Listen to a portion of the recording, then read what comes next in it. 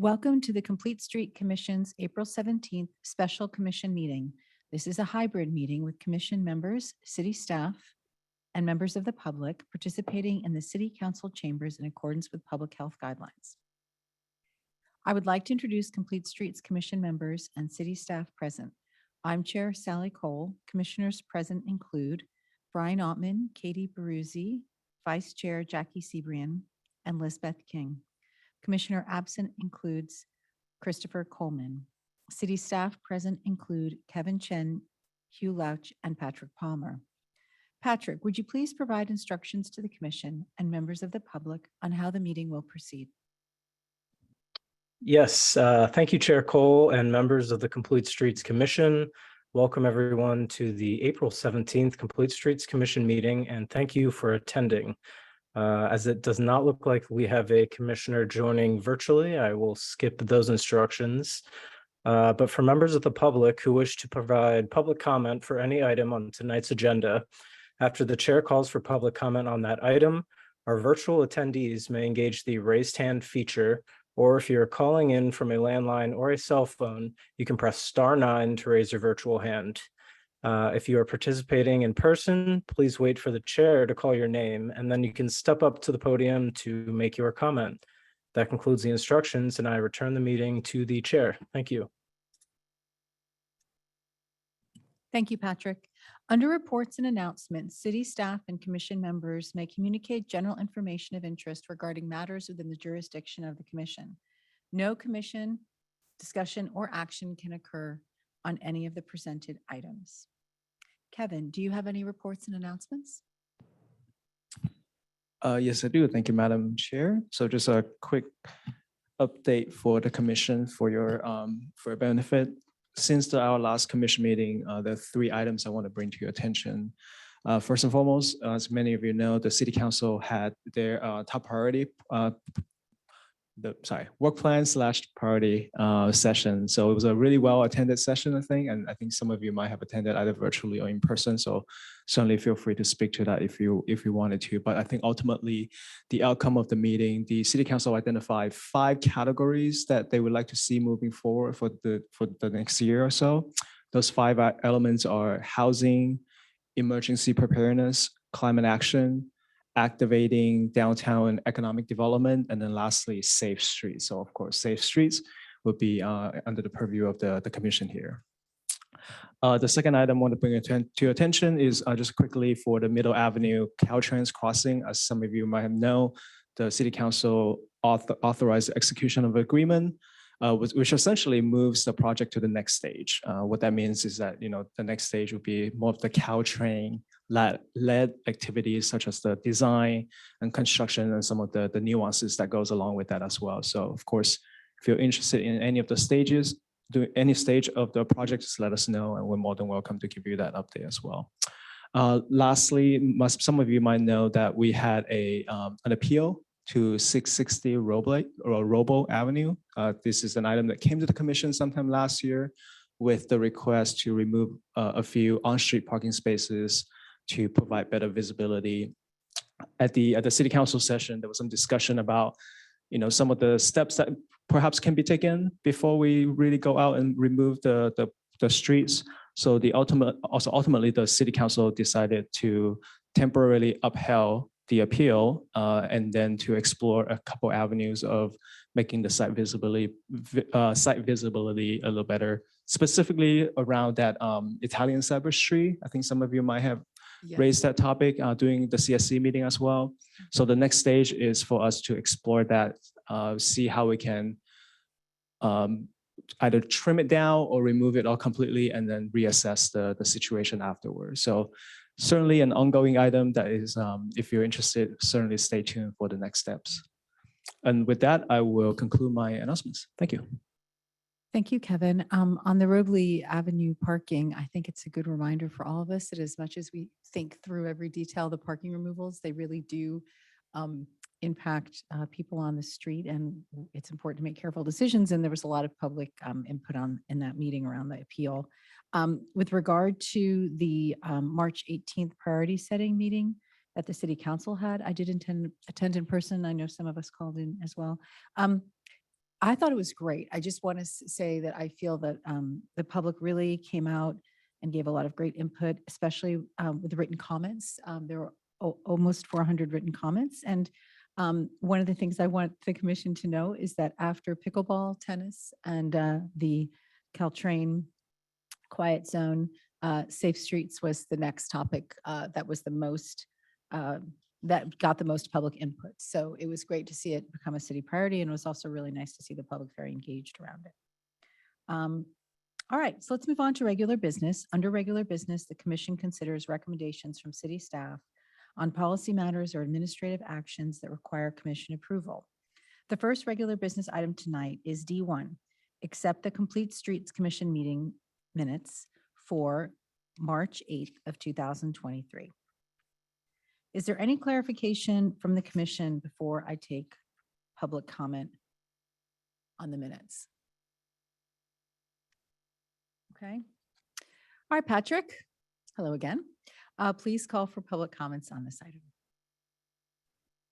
Thank you, Chair Cole. I'd just like to repeat for those who might have just joined us, if you do have a public comment and you are attending remotely, please just raise your virtual hand or press *9 if you're calling in.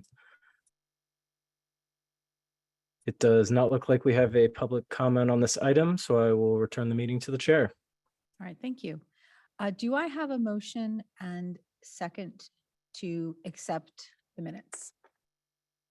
I'll move to accept the minutes. I'll second. Oh, Go Jackie. ahead. You have it. No, Vice Chair Sebrin seconds. Great, thank you very much. So we do have a motion and a second on the table to approve the meeting minutes. For those who like to vote yes, if you can please go ahead and raise your hand. I believe I'm seeing unanimous. Great, thank you. All right. Under regular business, let's move on to D2. Provide feedback on the Caltrain Quiet Zone study. Happy to introduce Hugh Louch, Assistant Public Works Director, who must be very busy because there was a lot of staff reports for this meeting. And he will introduce the item, make a presentation. Thank you.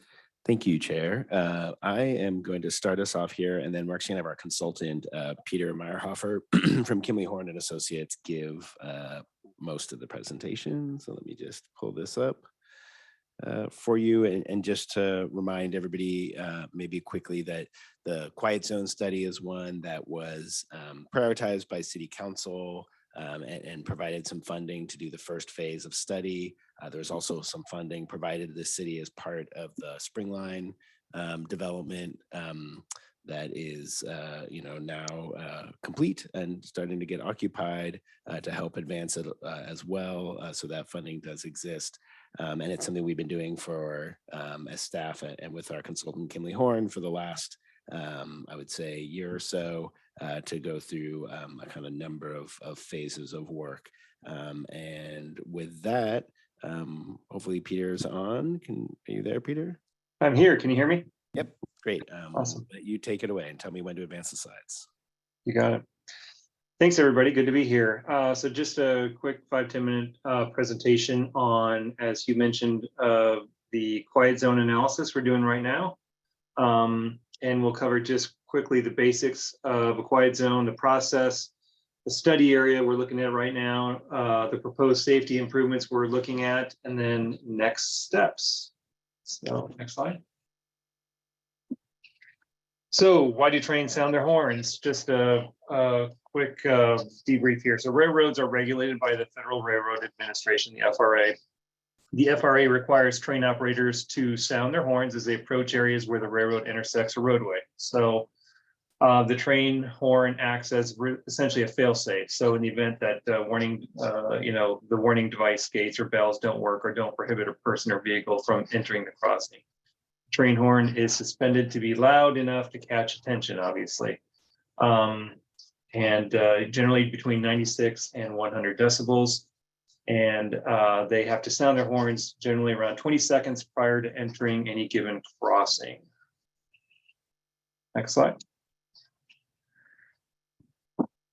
So quiet zone is a section of a railroad in which the train operator does not need to sound the train horn as it approaches a crossing. For a quiet zone to be implemented, a crossing or set of crossings must meet certain safety thresholds as determined by the FRA. So most crossings would not qualify for quiet zone in their current state. So that's why upgrades are needed to make them safe enough that a horn does not need to sound. This is achieved by adding what we call supplemental safety measures, SSMs, at the crossings and ensuring the quiet zone risk index, which is kind of a risk index that FRA has developed for the crossing or the set of crossing intersections, qualifies under the FRA guidelines to be a quiet zone. And so generally, to be a quiet zone, essentially if you were to take away the horns, we have to put enough improvements there such that they deem those crossings as safe or safer than before with a horn, if that makes sense. Next slide. So just briefly touch on the process. We're currently in what we would call the phase one of implementation process, where we're going through agency coordination, conceptual design, and a safety analysis for FRA requirements, doing some public outreach, getting input, and then summarizing a final report. We've already been out in the field at every one of the subject crossings. I'll mention here in the next slide, but that group included representatives from Caltrain, FRA, CPUC, which is the governing body for any crossing in the state of California, California Public Utilities Commission. Of course, city staff, and yeah, I think that about covers it. So, and then phase two of the project would be going through permitting with CPUC, which would be a Geo 88B application, permitting with Caltrain, final design to do construction documents. Of course, finding the funding required, which we'll touch on here in a minute, and construction and closing out with FRA certification. So, okay. So the subject crossings we mentioned here for the quiet zone would span about 1.5 miles and beginning with Encinal Avenue at the north and ending at Palo Alto Alma Street crossing in the south. But it's Encinal through Ravenswood crossings that would actually be within the City of Menlo Park area. And that includes Glenwood and Oak Grove as well. All right, next slide. So the safety improvements we're focusing on include 4 quadrant gates. So what that means is essentially a lot of the crossings today have a gate that goes up or down on approach of a vehicle.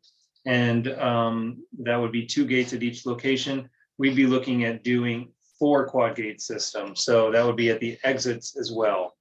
And that would, again, in absence of a median, we would have to put the 4 quad gate system in to prevent any vehicles from trying to drive around gate arms. And that essentially makes it a safer location for both vehicles as well as bikes or pets. Next slide. So just an example at Ravenswood here, we would be looking to add to the existing gate arms 2 new vehicle gates, as well as pedestrian gate arms that go up and down and pedestrian swing gates. So again, you were basically putting up channelization with fencing that forces any bicyclists or peds to go through the swing gates, through the ped gate arms, and not walk through the roadway in the case of any kind of actuation. And of course, with most of these also, we're going to have associated sidewalk improvements, curb ramps, refreshing striping and signage to meet current up-to-date standards by CPUC, FRA, and Caltrain. Next slide. Sorry, Peter, can I ask Yeah. a question? Sure. I'm looking at the diagram. Replace existing pedestrian gate arm and swing gate. Can you just explain the before and after there a bit more? What do we have now and what would it be?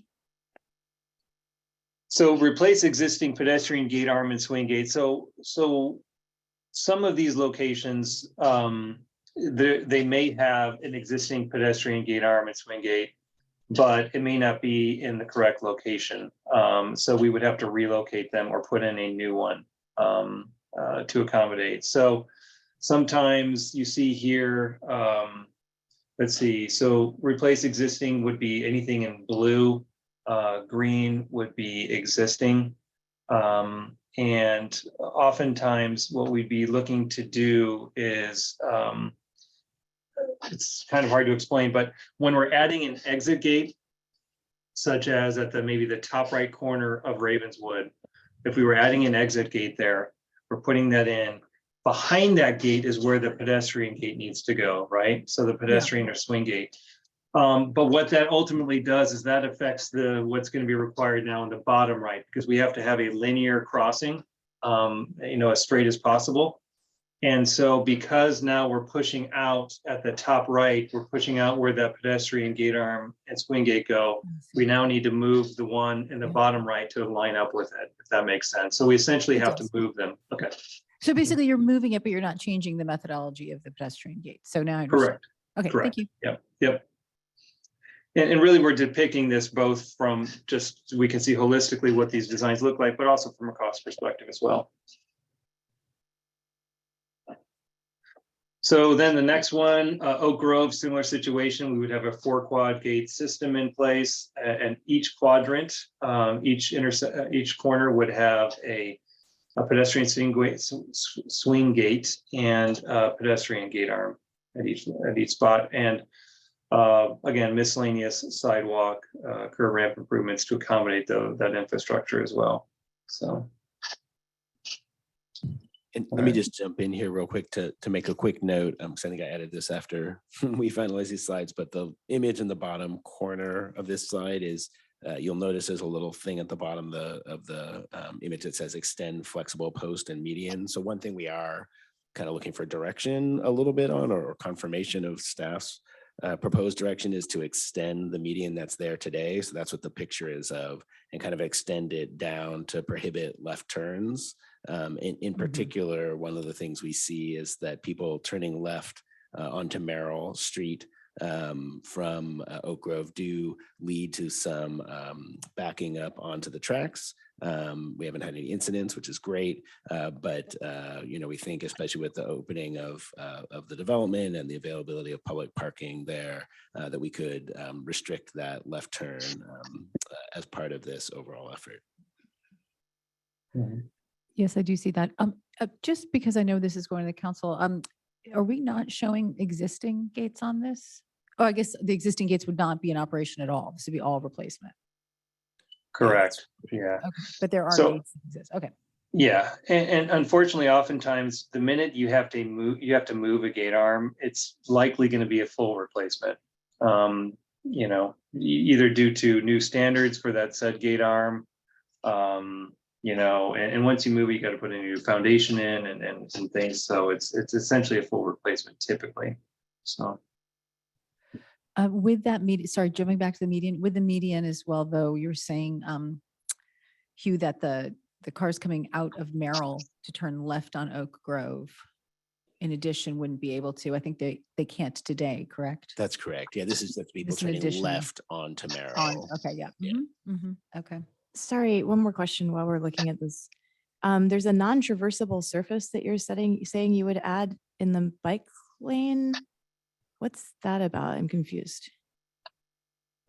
Are bikes not No, I meant to think stay it's, in their bike lanes? I'm not sure exactly where you're looking, but I'm guessing you're talking about what's around the gates possibly. Got it. Never mind. Oh yeah. That's behind the back of curb. I think it looks different in the drawing somehow that I'm looking at in the staff Okay. report. Okay, Yeah. thanks. Yeah, there would be no intention of taking out any bike lanes or narrowing any lanes with this. So, but what we do like to do is, again, what we call non-transversable, like aggregate or rock, would go around the gate arms, because we want to keep the pedestrians on the sidewalk and channelize them to the proper ped gate arms and swing gates. So.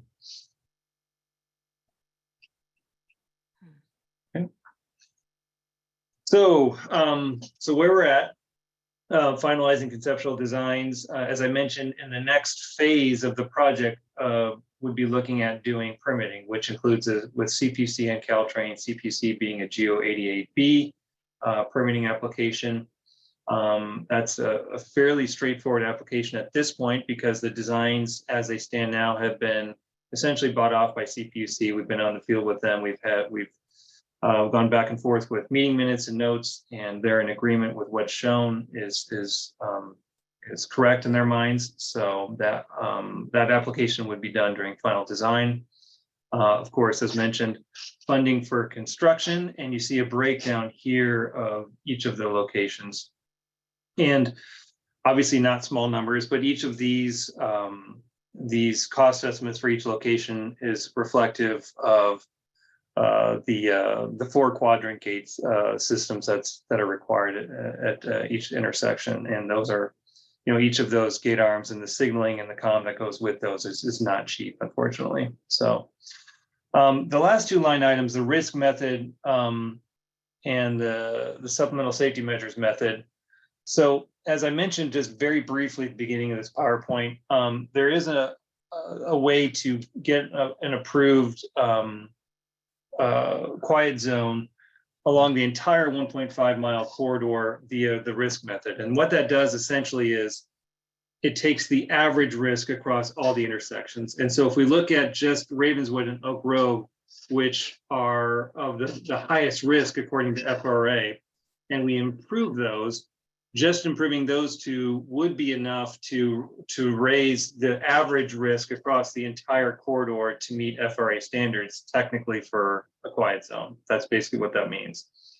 That's assuming that FRA doesn't down the road change their risk assessment formulas or anything like that, which could put the quiet zone in the future in jeopardy, which leads to the alternative, which is the SSM method, which essentially we are improving every single intersection and making each one safer than it was before, even with a horn. And that kind of gives you in solid ground for a quiet zone indefinitely.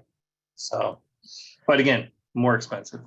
So Peter, what you're not saying is that you could pursue an option where Ravenswood and Oak Grove are the only ones that get upgraded to the 4 quadrants, and the quiet zone is limited to those 2 stops. It has to include the whole 1.5 miles. Okay. Yeah. No, actually, if you improve Ravenswood and Oak Grove, and you would be able to do a quiet zone across all 4.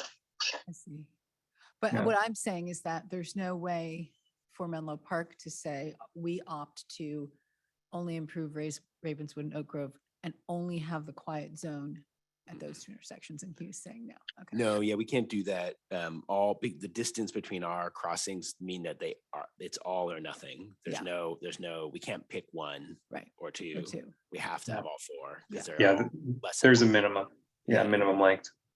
And I'm assuming that the reason that if you just install supplemental safety measures at those 2, that we reach the federal guideline, is that those are the ones with the most traffic, pedestrian and car.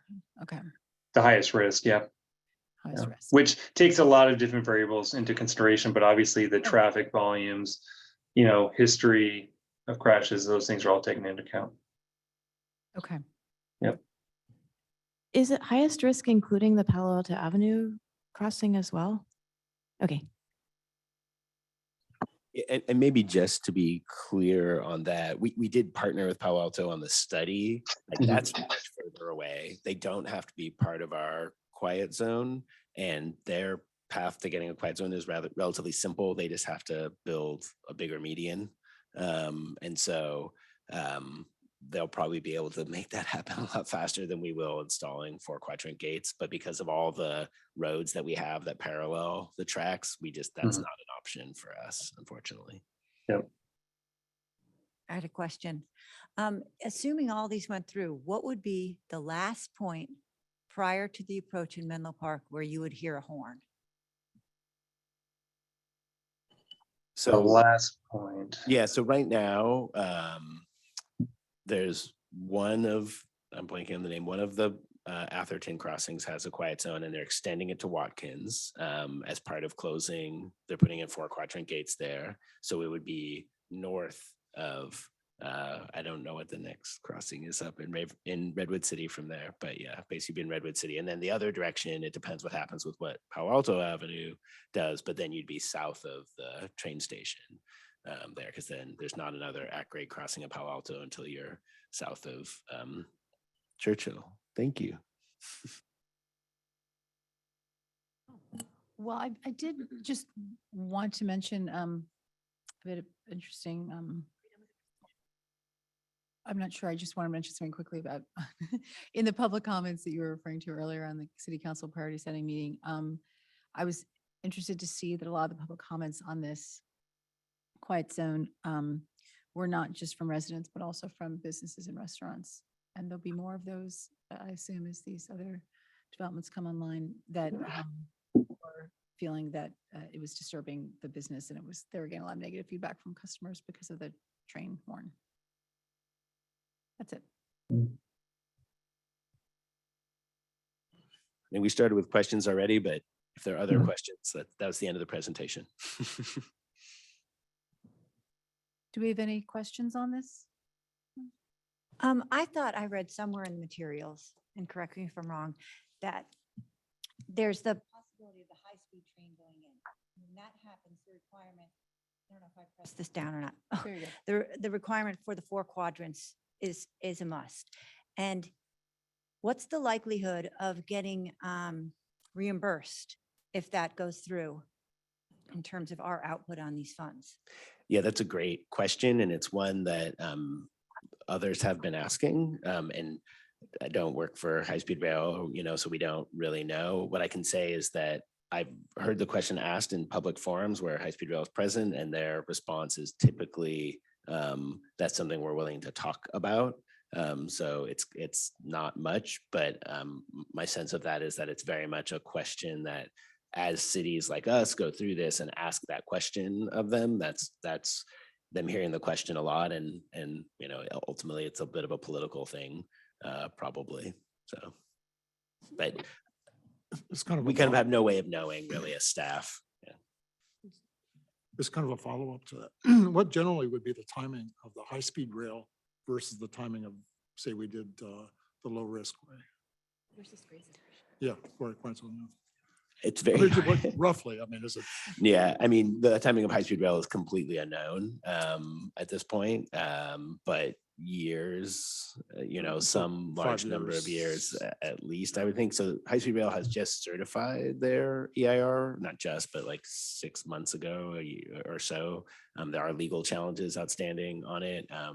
So that has to work its way through. And then, it really is dependent on funding. And my understanding of that is that they need to complete the Central Valley segment and have operable service before they will spend more money outside of that part of the corridor. That's my understanding. Now, they have already there, the electrification that's happening on Caltrain is not entirely, but has a huge amount of funding from High Speed Rail in it. So is it possible at some point that would change? I think it really it depends, but it's ultimately a state kind of question about when that would happen. If they had the money, it might move faster, but it's just sort of unknown. So a while, right? Right. And then our project, I think, it's also going to take several years. We still have to get through. So, as Peter was saying, we got to go talk to Caltrain, get them to agree to do some more design, do sort of final design work. We have concepts. They've agreed to those concepts in principle. Now it's get them designed. That'll take a little while to get the agreement. It'll take, generally around a year, could be a little less, a little more to get the design done. And then construction, which will take also some amount of time. I don't know, Peter, if you have a sense of how long construction at any given crossing would take, but, it would also take a little while. So a couple of years versus. At least, yeah. Yeah, At least 3 years, I would say, but Okay. hard to say for sure. thanks. Piggybacking off that, I know this has been asked by council, but I just think it would be useful to get this in this forum as well. I know we're also trying to grade separate, which would render all of this, this is a temporary fix before we grade separate, right? And so I'm curious about the opportunity cost in terms of staff time and fundraising. I mean, if this is taking 3 or 4 years and grade separation is 10 years away, you know, it would be interesting to kind of mentally amortize the cost in terms of staff time and fundraising. Yeah, dollars per Dollars per X year of decibels, peace. Yeah, or horn. something. Yeah, I mean, so far, I think, you know, this process hasn't, we've had a consultant, which has been great. You know, the relative cost of this to implement compared to grade separation is, this is a very small rounding error on grade separation, even in terms of construction. So, you know, that's going to be a lot of money to raise, and 10 years may be ambitious. Just a question, Hugh. What is the impact? Let's say there is high-speed rail. Right? What would be the impact on this project once it was constructed? I mean, for example, I'm assuming high-speed rail, also the FRA requires there to be like some sort of, you know, horn or whatever. So that requirement would still be in place? So it's a little bit different. So with high-speed rail, the speeds on the corridor will increase, right? So the maximum speed now, I think, is 79 miles an hour, and the maximum speed with high-speed rail is 110. Right. And at 110, this is they're required to create what's called a sealed corridor. So Yeah. that means every crossing will have 4 quadrant gates. I see. Yeah, and at that Okay. point, you could have a quiet zone, even with those faster trains. And you know, one thing we didn't mention, but it's very important to understand, is that this gives train engineers the ability not to blow their horns, but they are still allowed to blow their horns. So if they see somebody on the tracks, if they see somebody who's not doing what they're supposed to do, they will still blow horns. Okay. Important to know. Can I ask a question? Of course, Oh, please. Um, Commissioner Seaborn. sort of back to the grade separation question. Which are the roads that would be affected by grade separation? Because I at least I thought I understood it couldn't only be Ravenswood, or it could, but it's anyways, I'm curious a how good many question. of these roads overlap that we've been talking about grade separation versus. Thank you, Commissioner. So the council adopted preferred alternative for grade separation is Ravenswood, Oak Grove, and Glenwood would all have grade separation to be a hybrid, where those are raised some and those roads are lowered some to allow the appropriate clearance, but not Encinal. So Encinal would remain at grade in the current plan for grade separation. So I guess the second part of it, just to wrap my head around what I was thinking, is that even if we went with the option that is only doing 2 of them out of 4 of them, even with grade separation, it's still going to kind of leave Encinal Avenue out there, just hoping people pay attention to the gates.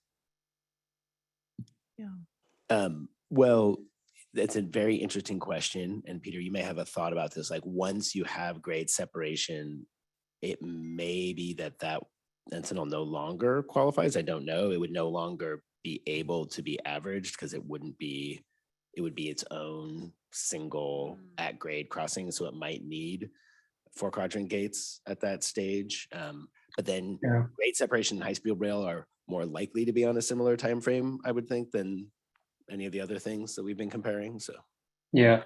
The way FRA would likely look at that again is what the existing average risk is across any given intersections that we want to have in the quiet zone, whether it's grade separated or not. So if this grade separation was put in before we implement the quiet zone, that's obviously going to decrease the risk, right, of that crossing because it's grade separated and the overall corridor that we're looking at. So in terms of us requiring improvements, we now have a higher threshold to meet in terms of, that risk assessment. So, because they want to make sure that what we're proposing is better than what was out there with horns, whether it's grade separated or not. So,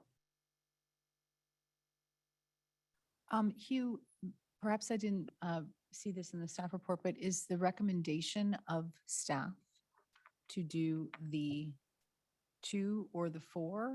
Has that been decided by staff or just? yeah, I wouldn't say that we have necessarily a recommendation. Okay.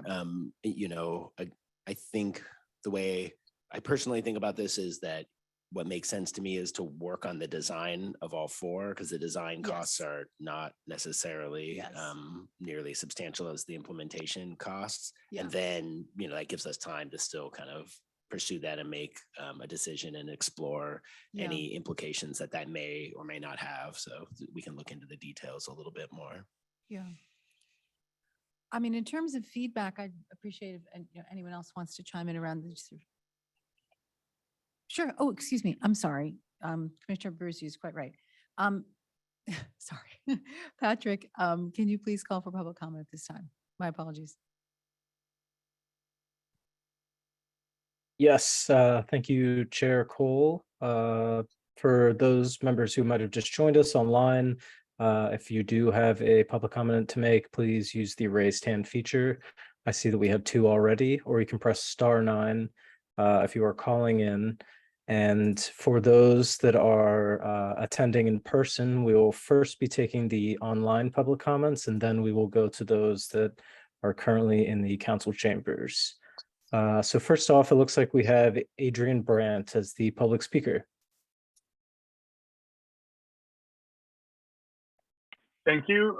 Just to answer a prior question, if this project were to go forward, you would have no horns from Chestnut Street in Redwood City, which is actually north of Woodside Road, all the way to Churchill Avenue in Palo Alto. So that was one of the questions asked. Also, Atherton has a single crossing quiet zone currently.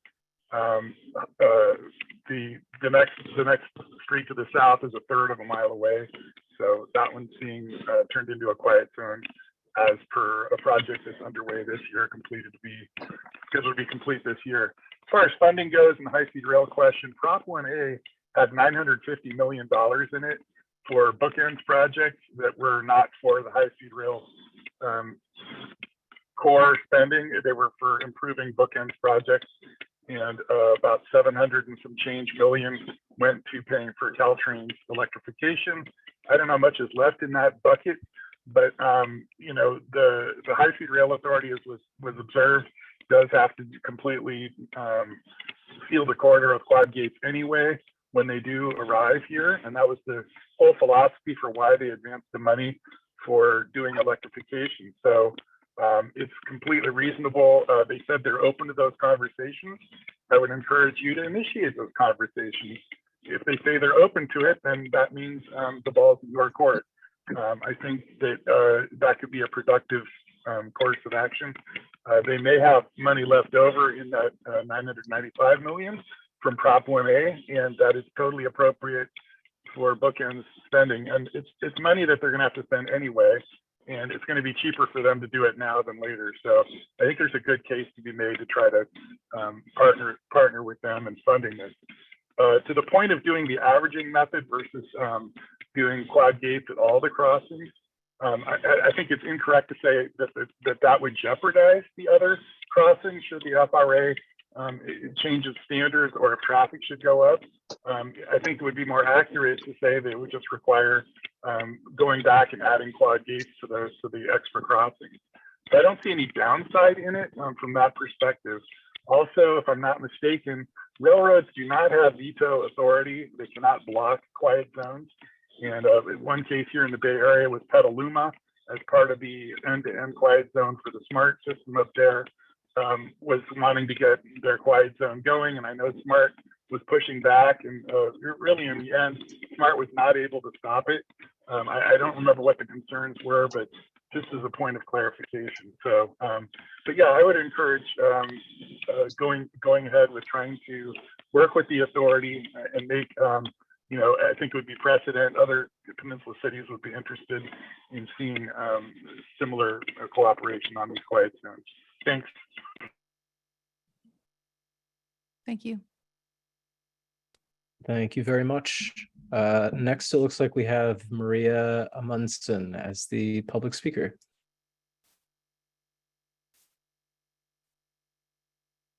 Can you hear me now? Yes, we can.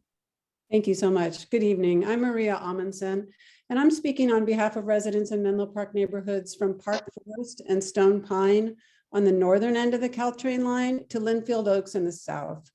We were encouraged by the large turnout and the enthusiastic public support at the March 23rd Quiet Zone Study Community Meeting. And we encourage the Complete Streets Commission to support the Quiet Zone.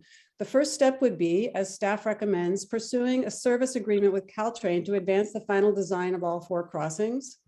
Money is the big obstacle to upgrading all 4 crossings to quad gates. $8 million is a lot of money.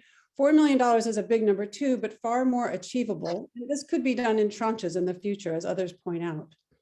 We believe the city ultimately should upgrade all 4 crossings, but from a pragmatic standpoint, should adopt the risk method and pursue quad gates at Ravenswood and Oak Grove, which together represent more than 75% of all vehicle crossings at Menlo Park, and add the other 2 smaller crossings later. The city's moving within reach of the vision of an extended rail quiet zone that stops the horns through the entire city of Menlo Park, and the many benefits that will bring to residents, businesses, guests, and others. We urge you to build on the momentum and to recommend to council to proceed. Thank you. Thank you. Our next public speaker is Ezio Alviti.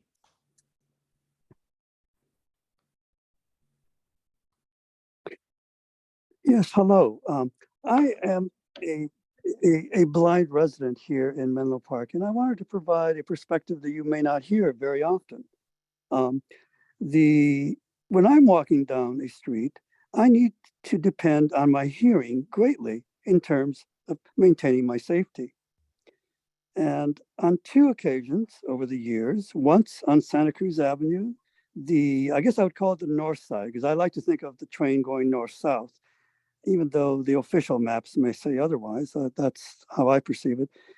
And the other time on Merrill Street, but I'm walking on the sidewalk, and all of a sudden, as I'm walking down Santa Cruz Avenue, an automobile runs over my foot. Now, there was a narrow driveway between 2 buildings. This is before it got all remodeled in the last couple of years. And on Merrill Street, I'm walking down there, and people may remember that it's been changed as well, but I'm walking along and all of a sudden an SUV is running into me. Now, on both occasions, I couldn't hear these vehicles because of the train noise. The horns are very loud. I depend on hearing in my environment to keep safe.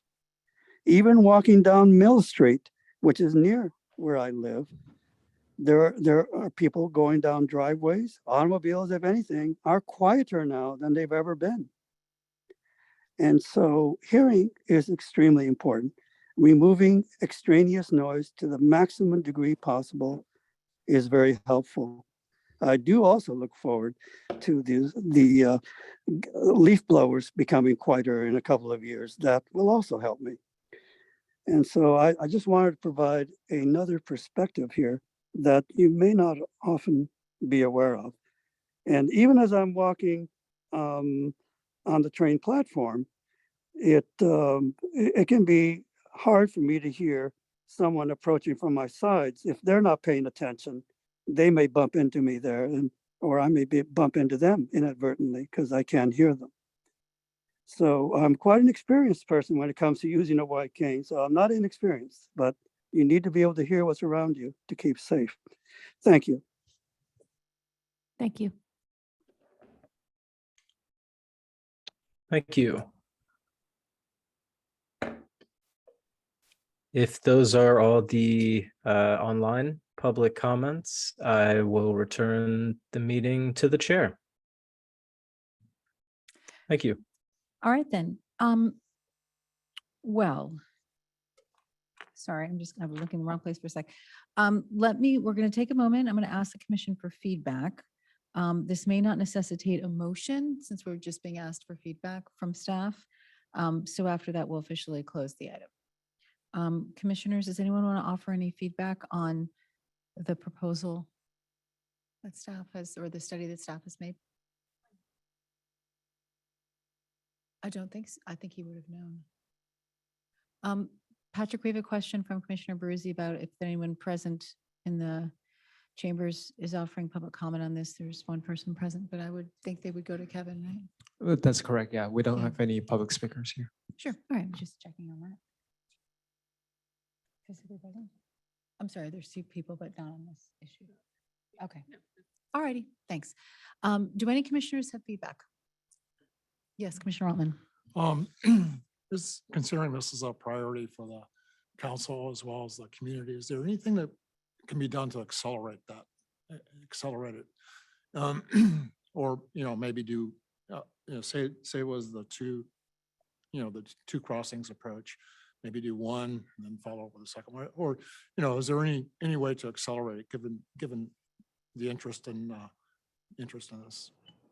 Well, there's your checkbooks. So, Mhm. no, I'm kidding. So it'd be a funding. It'd be No, primarily a funding issue. is almost always for any sort of major capital project going to be a significant, and even in the sort of reimbursement case, it's very, very likely the park would need to find the funding first, even if we were able to get reimbursed ultimately from high-speed rail.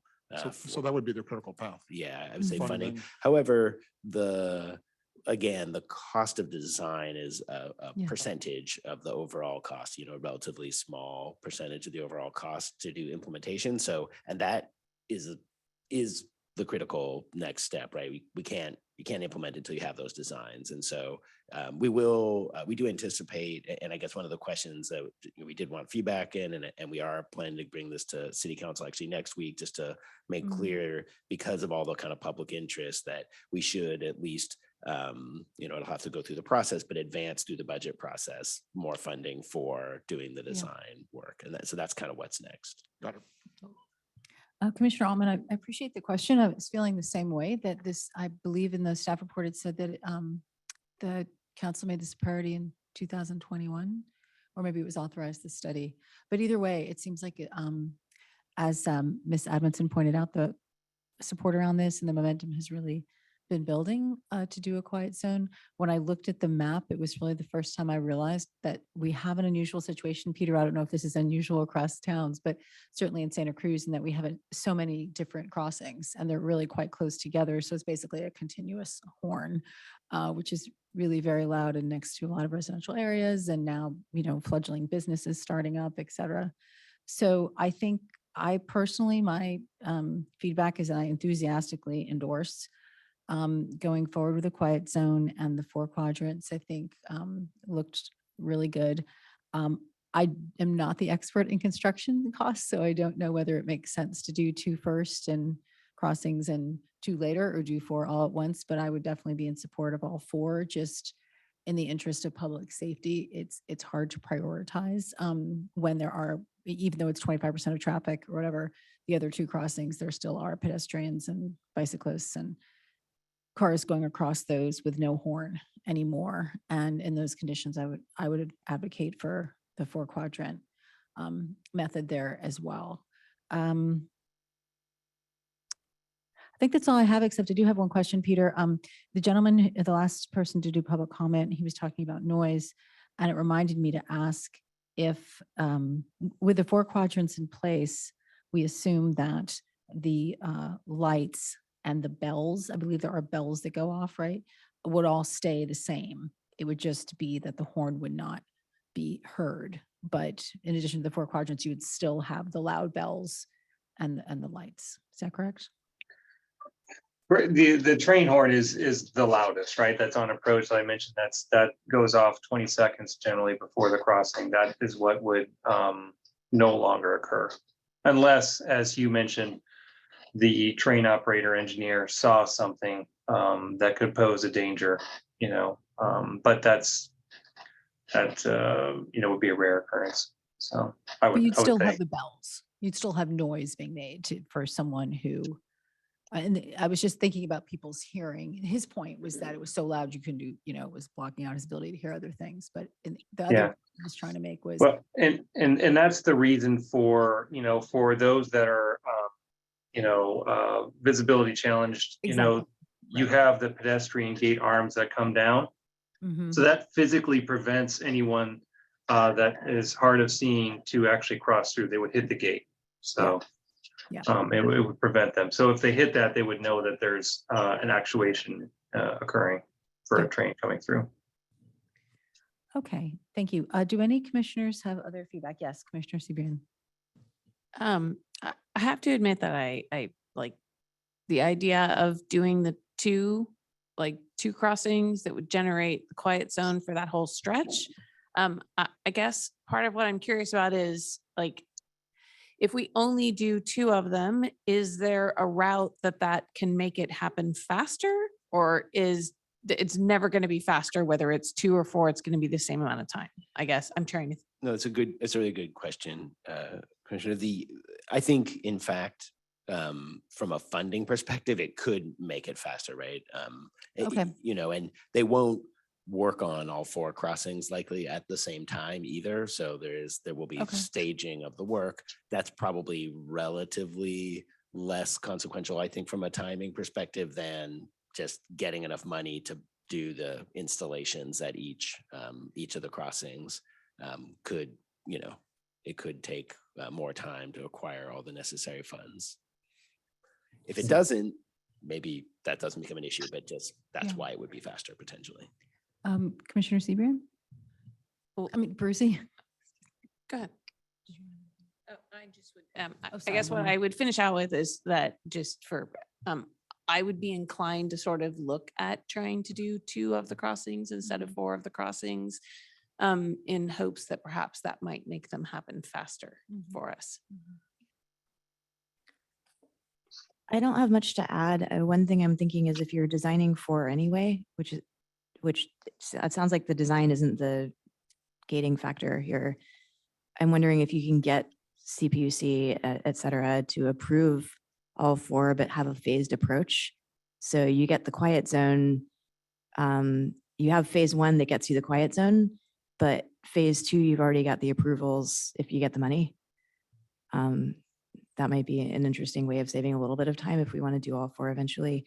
And the other kind of wild card idea I wanted to throw out there is there have been times in the past when we've had public works projects that have benefited the fire district from a safety perspective, and they've sort of casually offered to fund a significant chunk of something.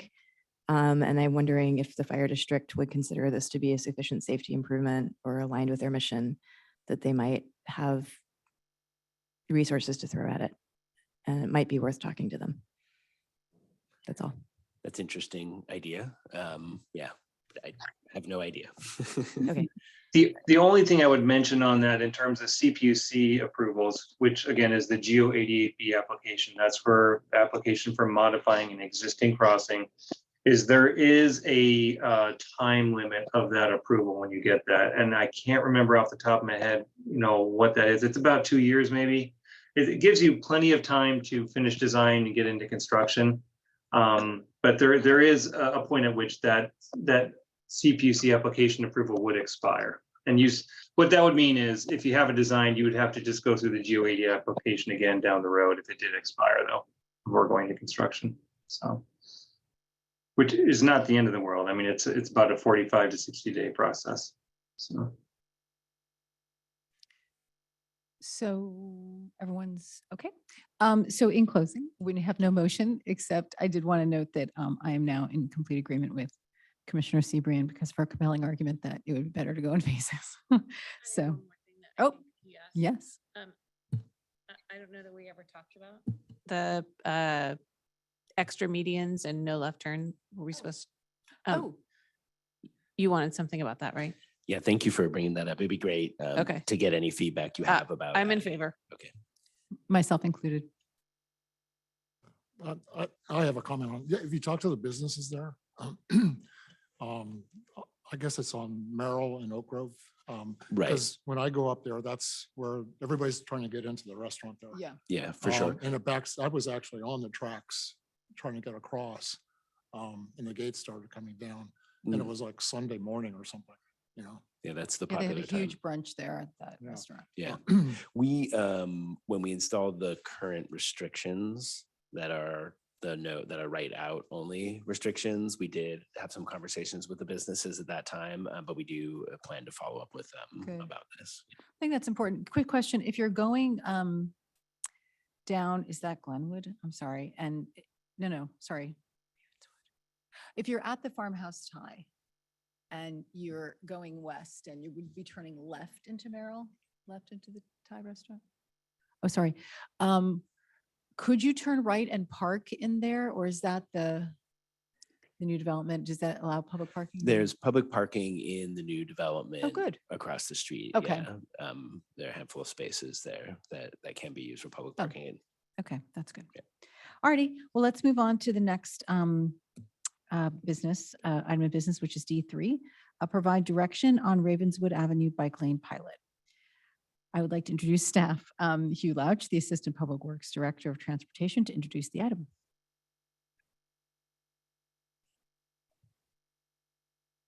Thank you, Chair Cole. And this one you will get me for, so let me share my screen.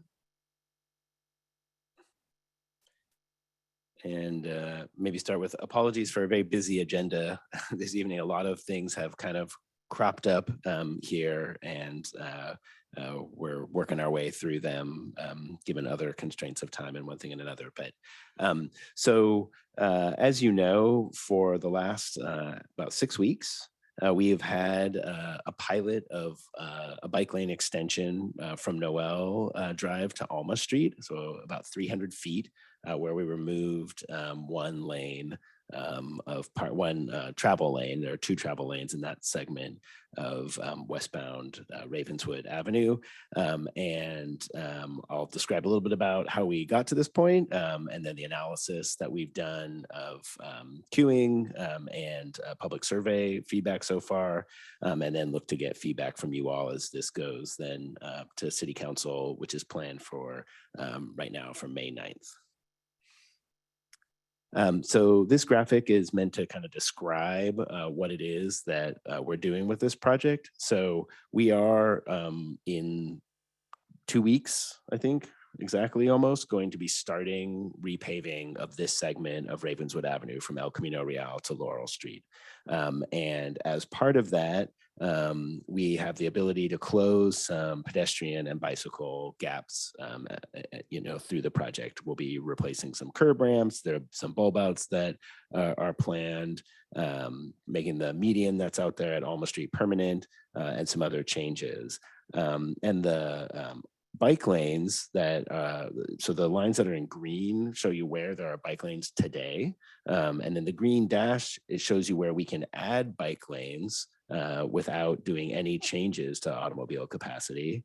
And then finally, the purple dashed line is where we are talking about or where we have been piloting a bike lane. And then if that pilot were to remain, you can see we would have continuous bike lanes all the way the entire extent of Ravenswood, actually, of course, because there are also bike lanes on the next stretch up between Laurel and Middlefield. So this is something that's been going on for a while, and we could go back further than this slide goes. But last year, almost exactly this time, actually March for you, and then April for City Council, we got a recommendation and direction then from City Council to pursue the pilot of that purple stretch as part of the resurfacing project. That project, as projects do, due to staffing, one thing or another, ended up being pushed to this spring and is about to start, as I mentioned.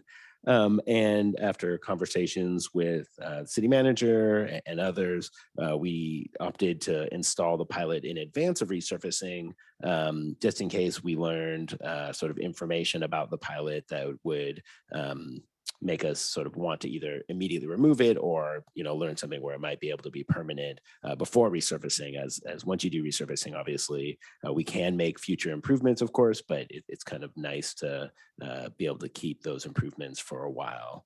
As part of starting that pilot, we did a whole round of notifications. We ran an item in the weekly digest that goes out that I'm sure many of you subscribe to. There were flyers given to local residents. We did some social media, and we did announcements at this body and at City Council as well to make sure people were aware of the project.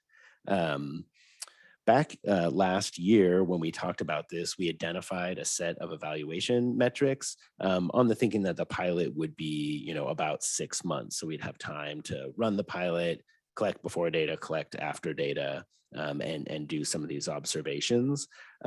So for this shorter turnaround pilot, depending what happens, we aren't able to really collect all of these data. In particular, we don't have enough time yet to have collected pre and post vehicle volumes, that second row here, but we're able to collect queues, or I guess the second and third rows. So the vehicle and bicycle volumes haven't been able to be collected, but we were able to collect queues, which is that first row, and we were able to do some community surveying as well. And then of course we did also look at collision data. And I will just note that both before and during the pilot, there have not been any collisions in recent years. So that's a great thing, obviously, but so nothing to report there for the pilot. So what I want to do first is kind of walk you through the queuing study that we did. And we did this kind of two different ways, actually. So one way was a lot of us, including me and other staff, spent quite a bit of time out on Ravenswood and observed data during the kind of peak periods. We also formally collected a set of data first before the pilot started, on the Wednesday before the pilot, the day it was installed, and then for 4 other days after the pilot was in place. And we collected data on how much queuing there was of vehicles back towards Laurel Street, how much time the Caltrain gates were down, how many people were crossing at Alma here across Ravenswood, and then of course the vehicle volumes, focused on those westbound vehicle volumes where a lane was being removed. And in your staff report, there's lots of fun charts like this that give you a sense about how much of each of these individual variables. So we have the vehicle volumes, and you can see how those kind of peak and fluctuate throughout the day. And although all these volumes are given in 5-minute increments, so they're pretty small increments, but even within 5 minutes, you could have a lot of variation within these. You have the pedestrian volumes, which you can kind of see, do peaky things in the morning when the kids are going to school in particular, or people are coming to work. The evening's a little bit more evenly spread. We have the data on the gate downtime, and hopefully this is clear enough, but every dark colored bar is a time that the gates are down. And so if they're wider, that means they've been down for longer. So it kind of tracks throughout the day. And you can kind of see how much of the peak period on Ravenswood is spent with gates down. You can also see when trains are delayed, obviously, because you see little jumps and then longer periods later that are happening, and fun things like that.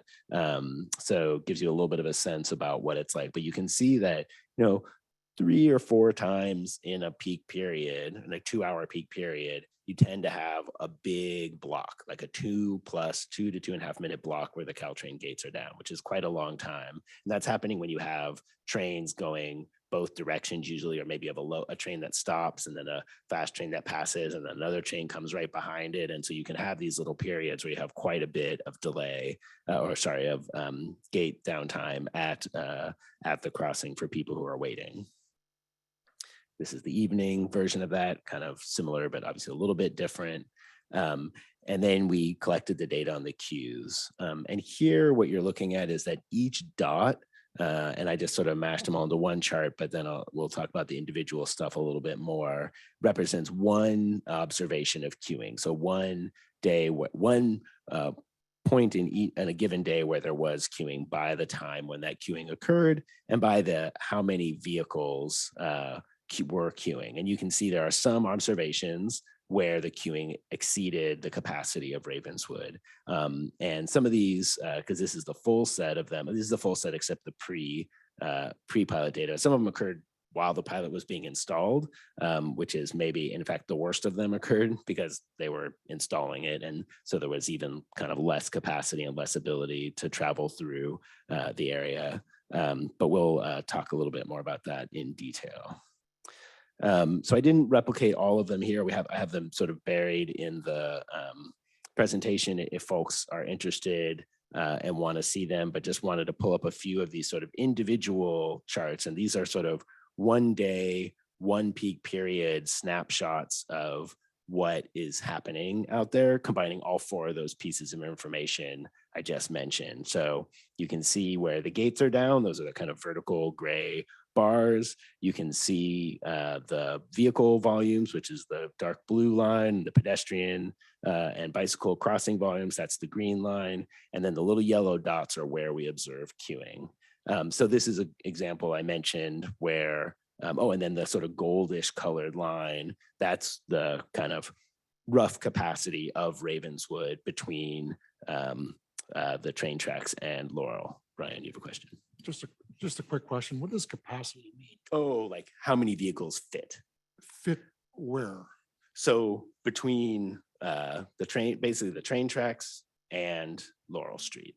So if the gates are down and all the vehicles are waiting to go, is that like how many vehicles could you put in that space? It's not an exact number because obviously vehicles vary a little bit and people get more or less close to each other, but it's a rough numbers, plus or minus 1 or 2 vehicles. And they're all these things are on the same scale, except for the train downtime, which is just there for kind of informational purposes. So you can see, it's a little bit hard to compare them because again, like 5-minute increments versus a moment in time when there are vehicles, but it gives you kind of a general sense of like, oh, there's a lot of vehicles and yes, we are seeing queuing kind of behavior, right? So this chart is from the morning when the pilot was installed. They were supposed to begin at 9 a.m., but they began at 8 a.m. And so you can see immediately the kind of impact that doing construction during the morning peak has on queuing behavior, right? It has some of I mentioned our highest volumes of our longest queues occurred during that period of time. Then wanted to share, and hold on, I can't see my own screen, so I don't know what I'm showing you. Maybe I'll look here. Right, so this is the Monday morning peak. So this is sort of the first day. Friday was the first day of the peak. Friday is kind of has typically lower volumes than other days. You may be not surprised to hear. And again, you can see we had 4 different observations where there were queues. They kind of correspond either to sort of extended gate downtimes or to a little bit higher vehicle traffic times when those occurred. And 2 of those, I said 4, I should have said 5. 2 of those were just slightly over. So that means 1 or 2 vehicles were sort of stuck beyond the Laurel Street intersection.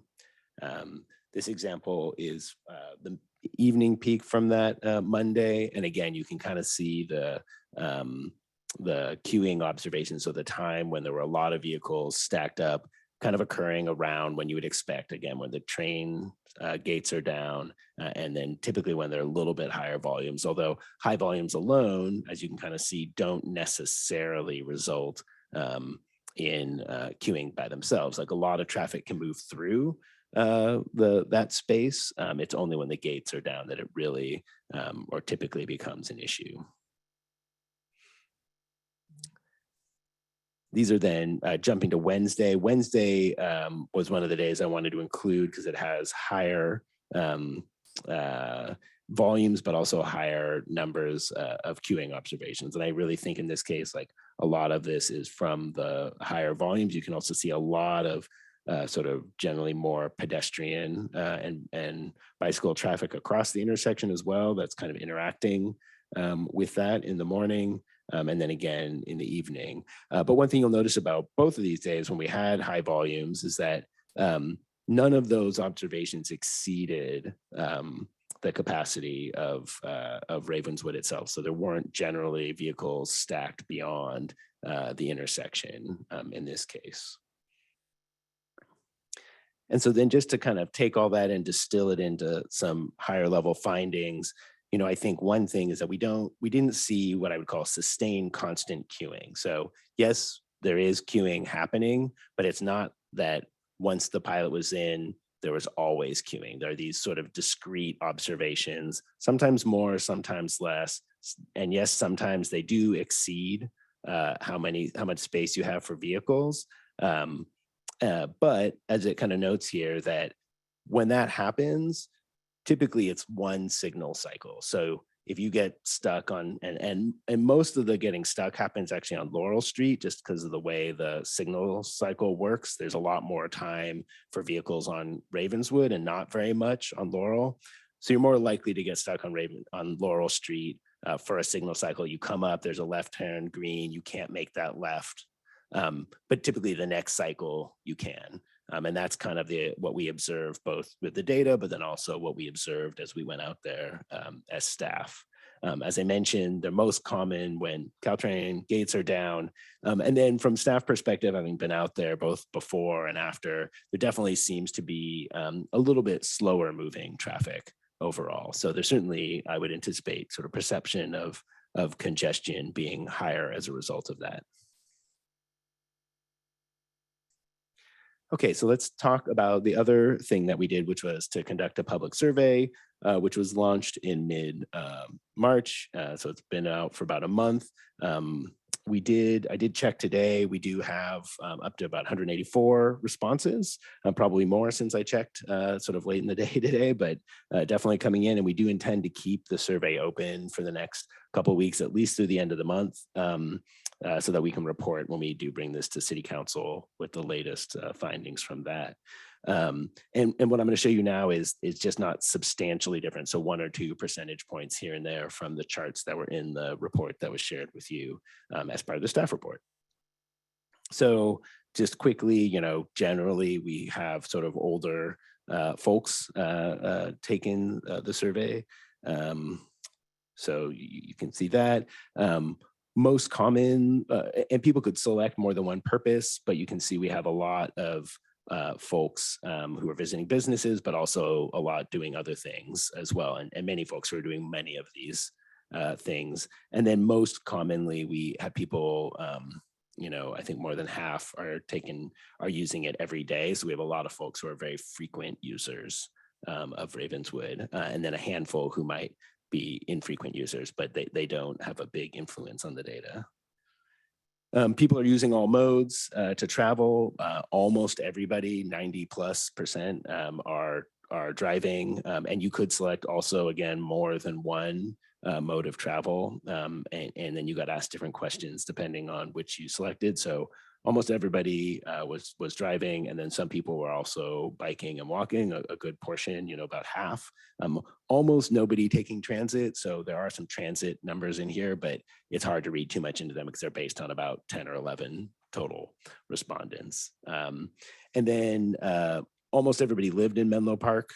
So a third were walking distance, and over half were somewhere else in Menlo Park, and just a very small percentage of people, a little bit of a growing percentage now since the last time this was shared, who are from neighboring communities, and a very small percentage from people who aren't living on the peninsula.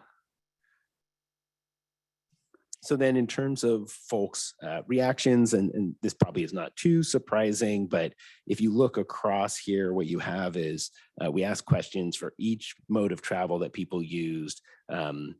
If you thought things were worse or better or no change for automobile queuing, for bicycle safety, for pedestrian safety, and for transit delay and reliability.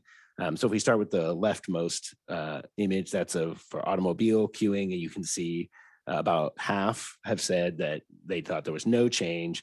A very small percentage thought it was somewhat or much better, and then a much larger percentage thought it was somewhat or much worse, which is probably not too surprising. Bicycle safety, you can see quite a few. I think that's changed a little bit from before, but it's getting close to sort of 70-some%.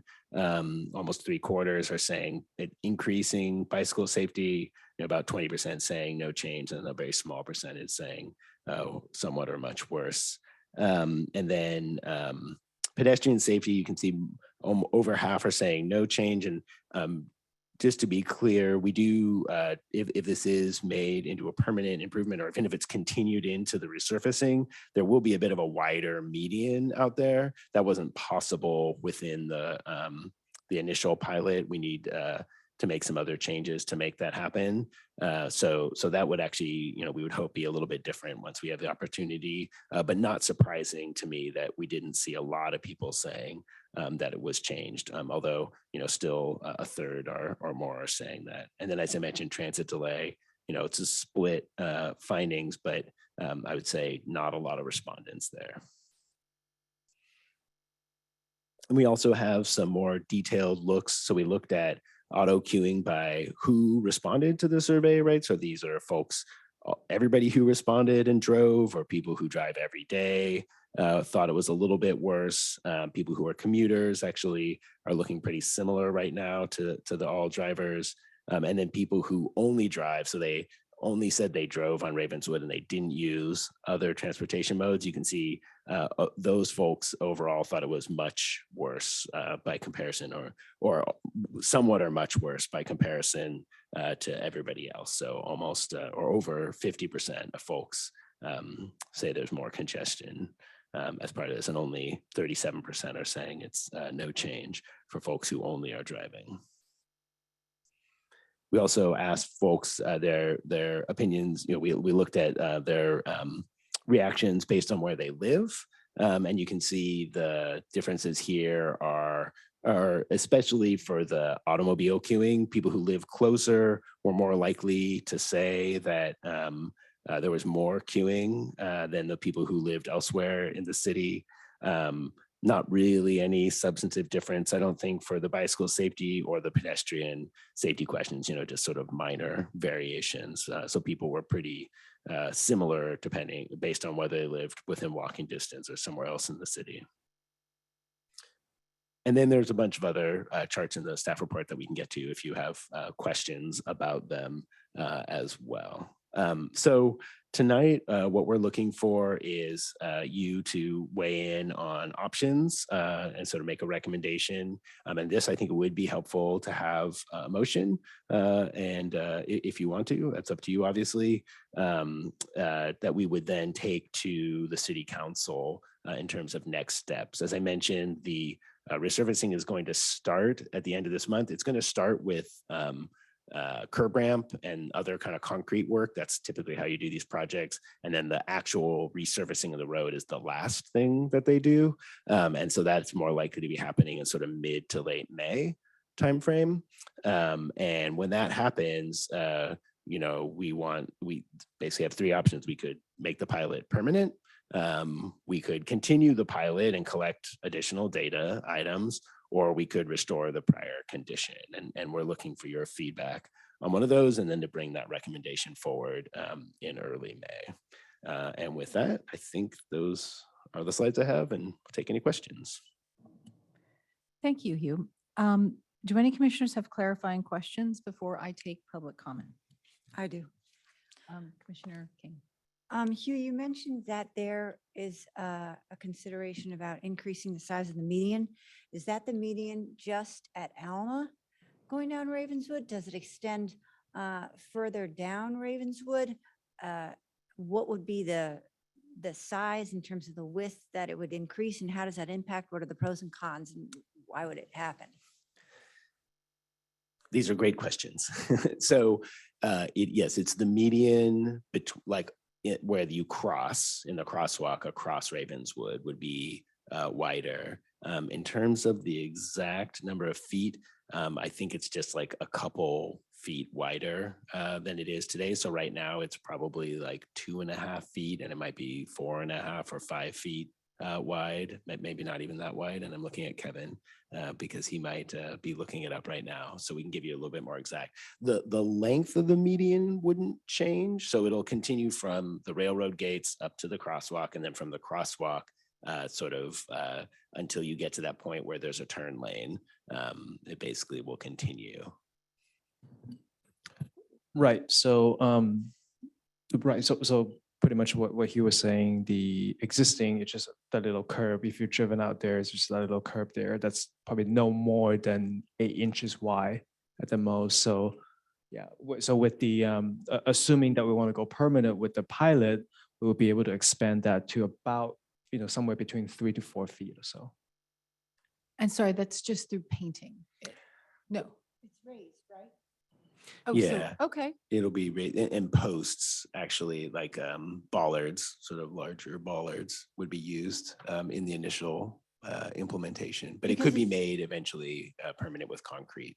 It's wider on the west side of the tracks, correct? Yes, that's correct. And what's the benefit of it being wider on the west side than it currently is on the east side? So it's not so much benefit, it's just that the street is wider on the west side. And I think if we had space, a wider median would have more benefit for people crossing.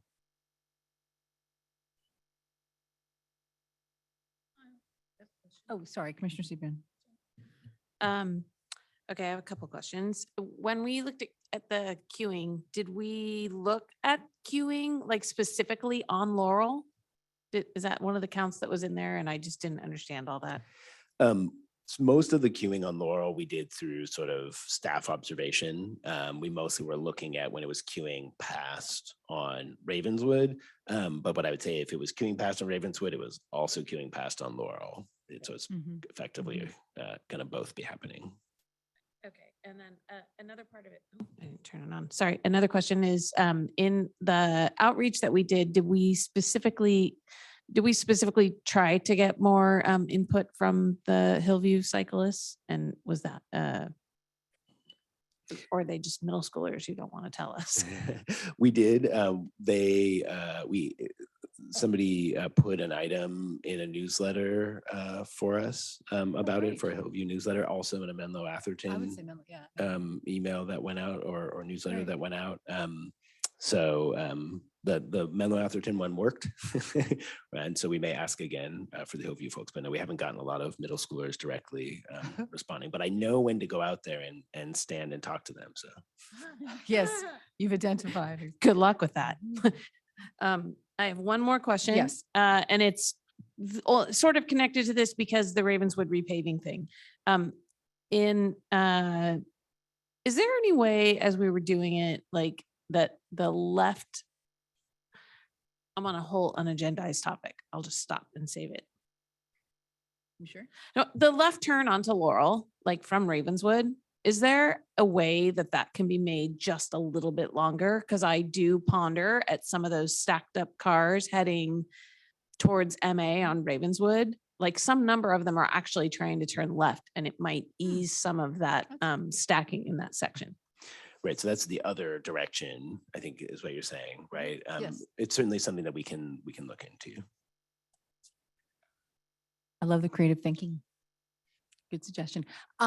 Any other commissioners? I had a couple, but I just want to make sure we cover everyone. Brian, Brucey?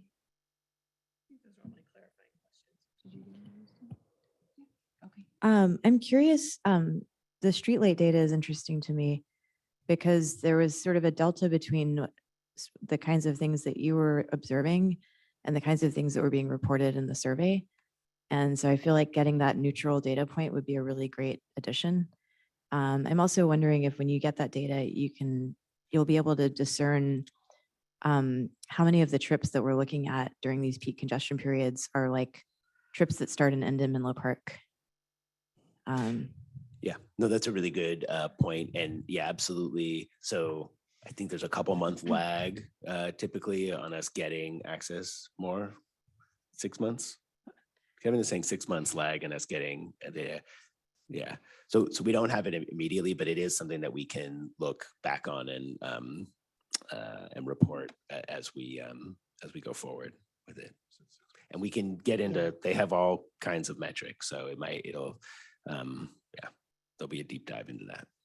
The other thing I'd had a question about, just because I was curious looking at this diagram, is I'm wondering, like, if you look at that space where there used to be a car lane where there's now a bike lane, so sort of the displace, how many vehicles, if that were at capacity, would we be displacing? Like 10, 12? 15. Okay. So is that the max amount of additional queue that you could expect? I don't understand queuing that well. I feel like this was the operations class. I didn't do that well on in business school. Well,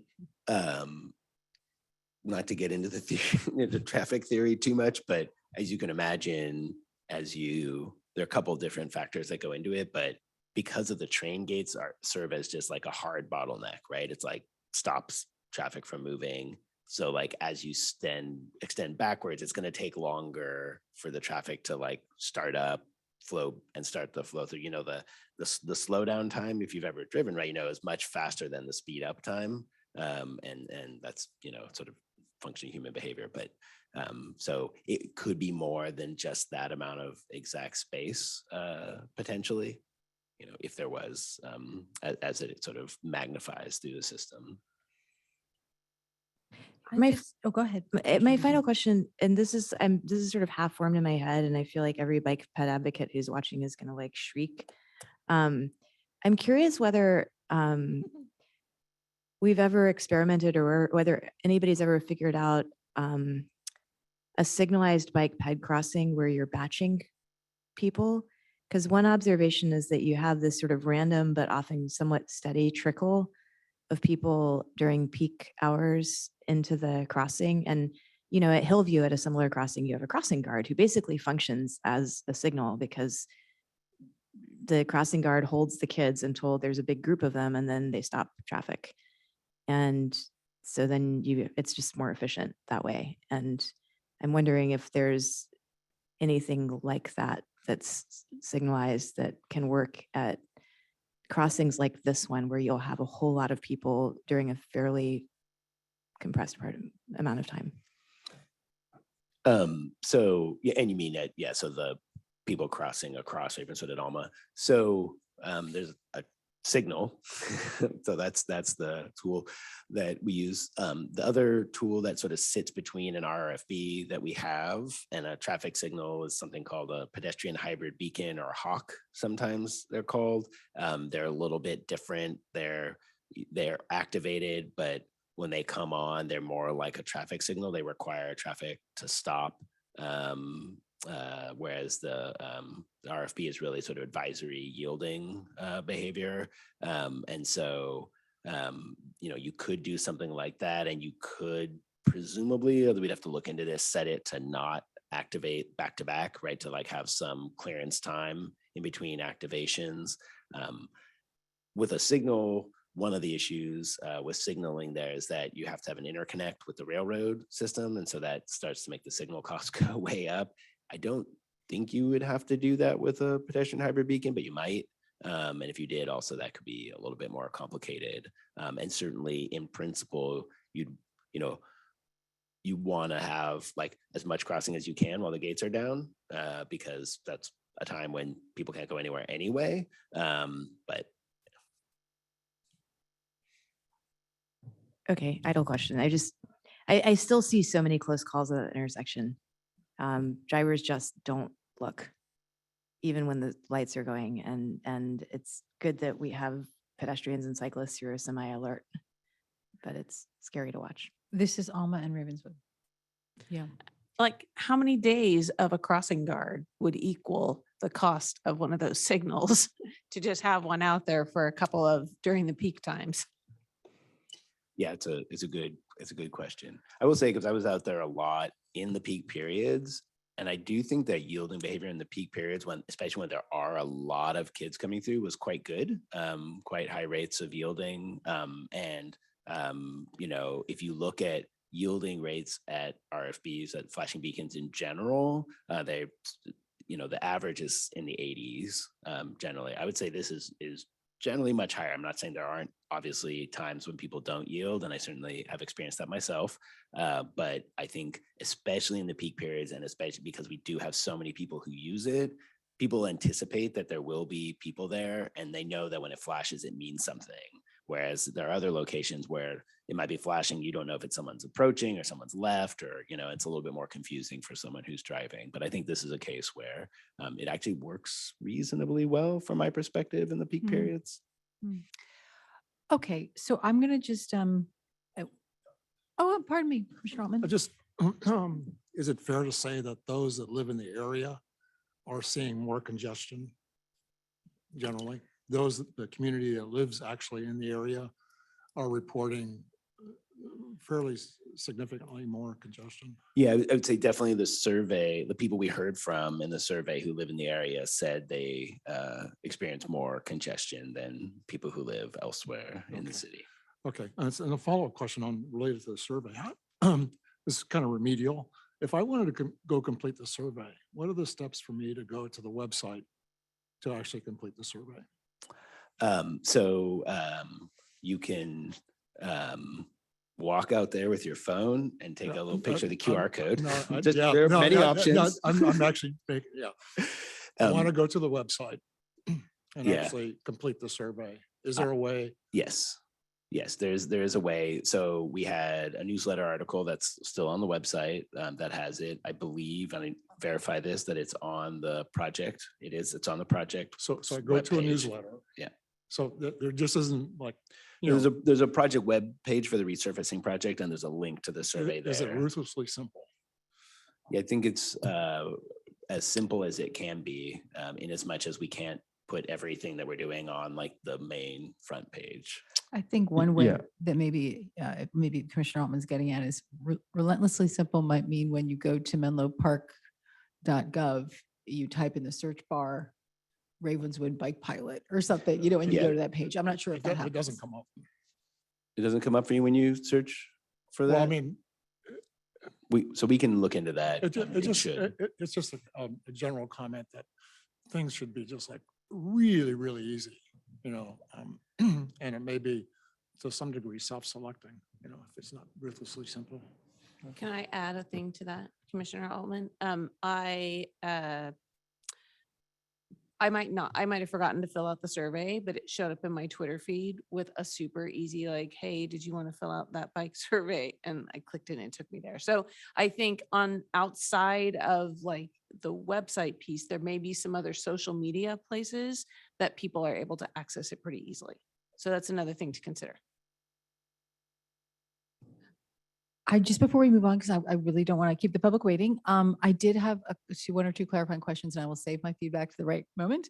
But one of them was, and Kevin probably knows this, what is the exact time frame of the pilot in which metrics are being recorded? I think you said March 2nd it began.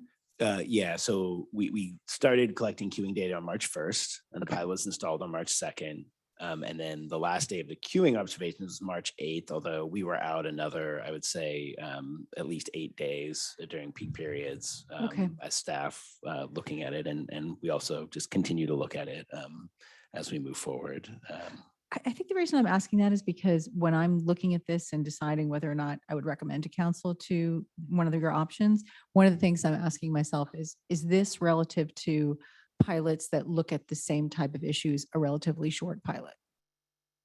Yeah, I mean, I think the purpose of starting it ahead was to look for fatal flaws and to see if there was that kind of sustained continuous queuing that would, as staff lead us to say, maybe it's time to not continue this.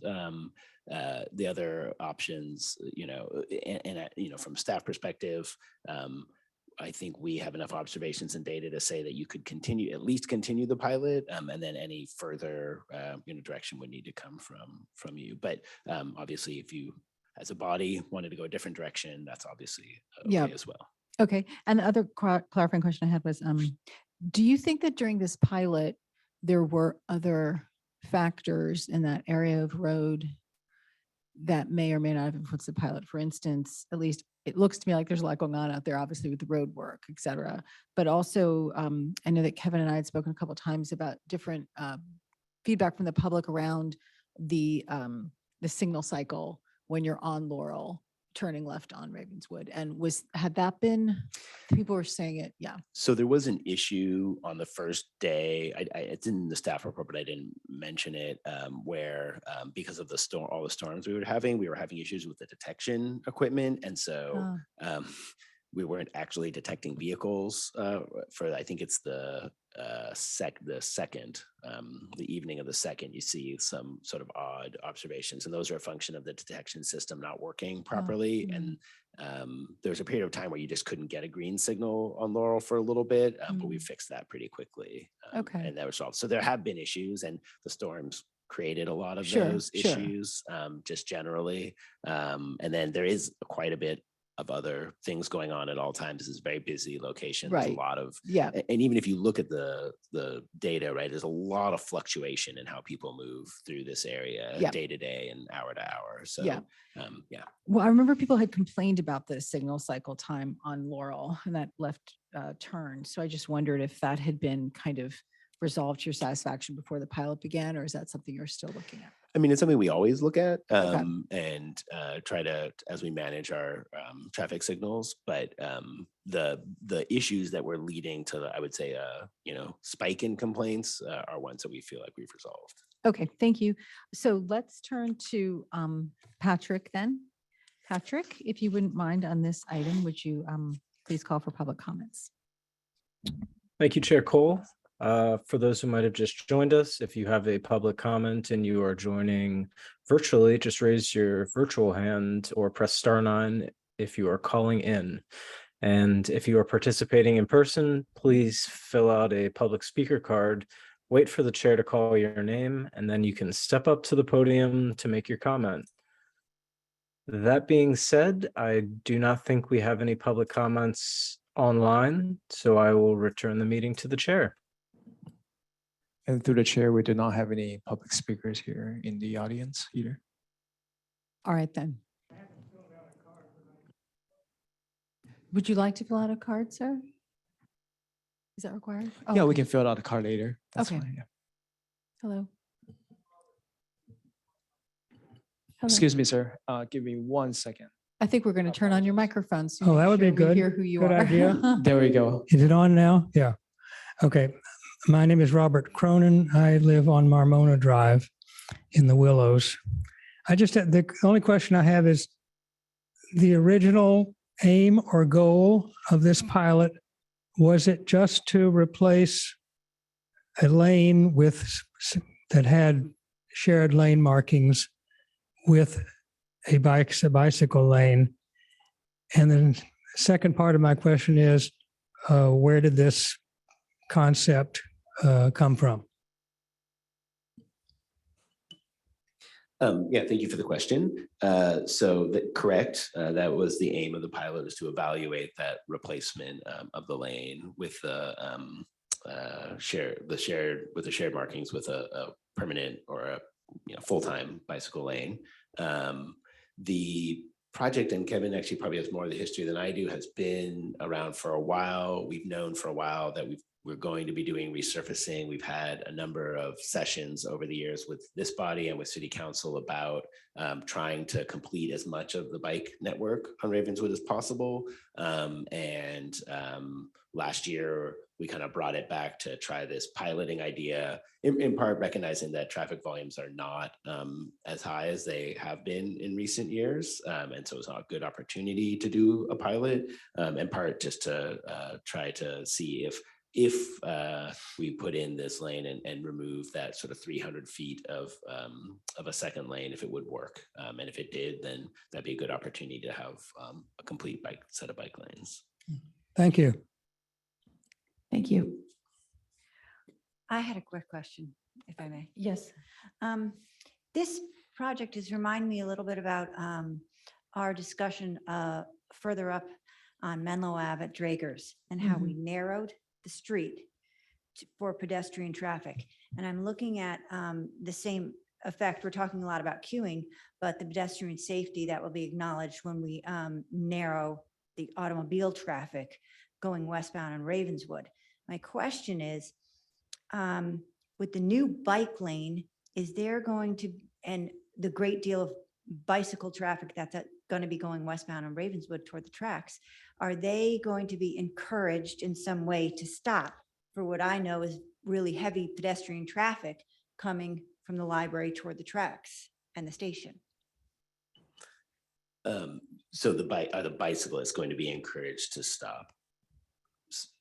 So bicyclists, like motor vehicles, are required to yield.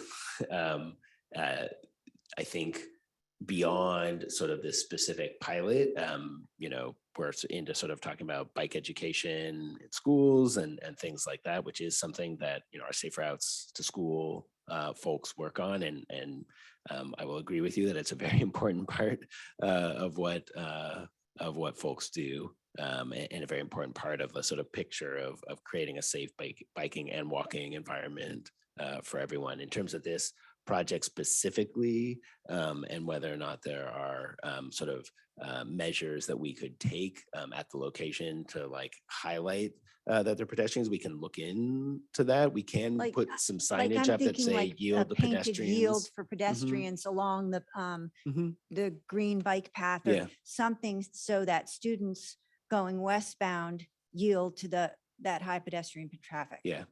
Yeah, And we we're can definitely not- look into that. I think, so we typically paint these, what are called yield teeth. They're the little Okay, triangles, yes. right? So those would go across the bike lane as well. The other thing I've seen folks do is put up signs that say yield to pedestrians and crosswalk and stuff like that. So So are there can be things we could do. enhancements to the pedestrian crossing Yeah, as well as to the bike lane. yeah, absolutely. Mhm. So Commissioner King, I think that's excellent that you brought that up. And I really do appreciate people. This is all about, I think, great ideas, but because so Hugh, different than you, my experience with that crosswalk is entirely on the weekends because my son does a weekly swimming lesson down at Burgess and I go to the library a lot. And that intersection, I agree, really needs some enhancement. I think part of it is, since a lot of students use it, as we know, that it would be good to teach them to yield in their younger lives. They can carry that habit into adulthood. But I see just a ton of strollers going to the library there. And and as a driver too, what I find with that intersection is people are so neck and neck approaching that intersection from cars perspective, like you're neck and neck with another car. And there's so much going on with like the, railroad traffic and everything else that sometimes I don't feel like the visibility that, oh, someone's starting to cross on the opposite curb is that clear.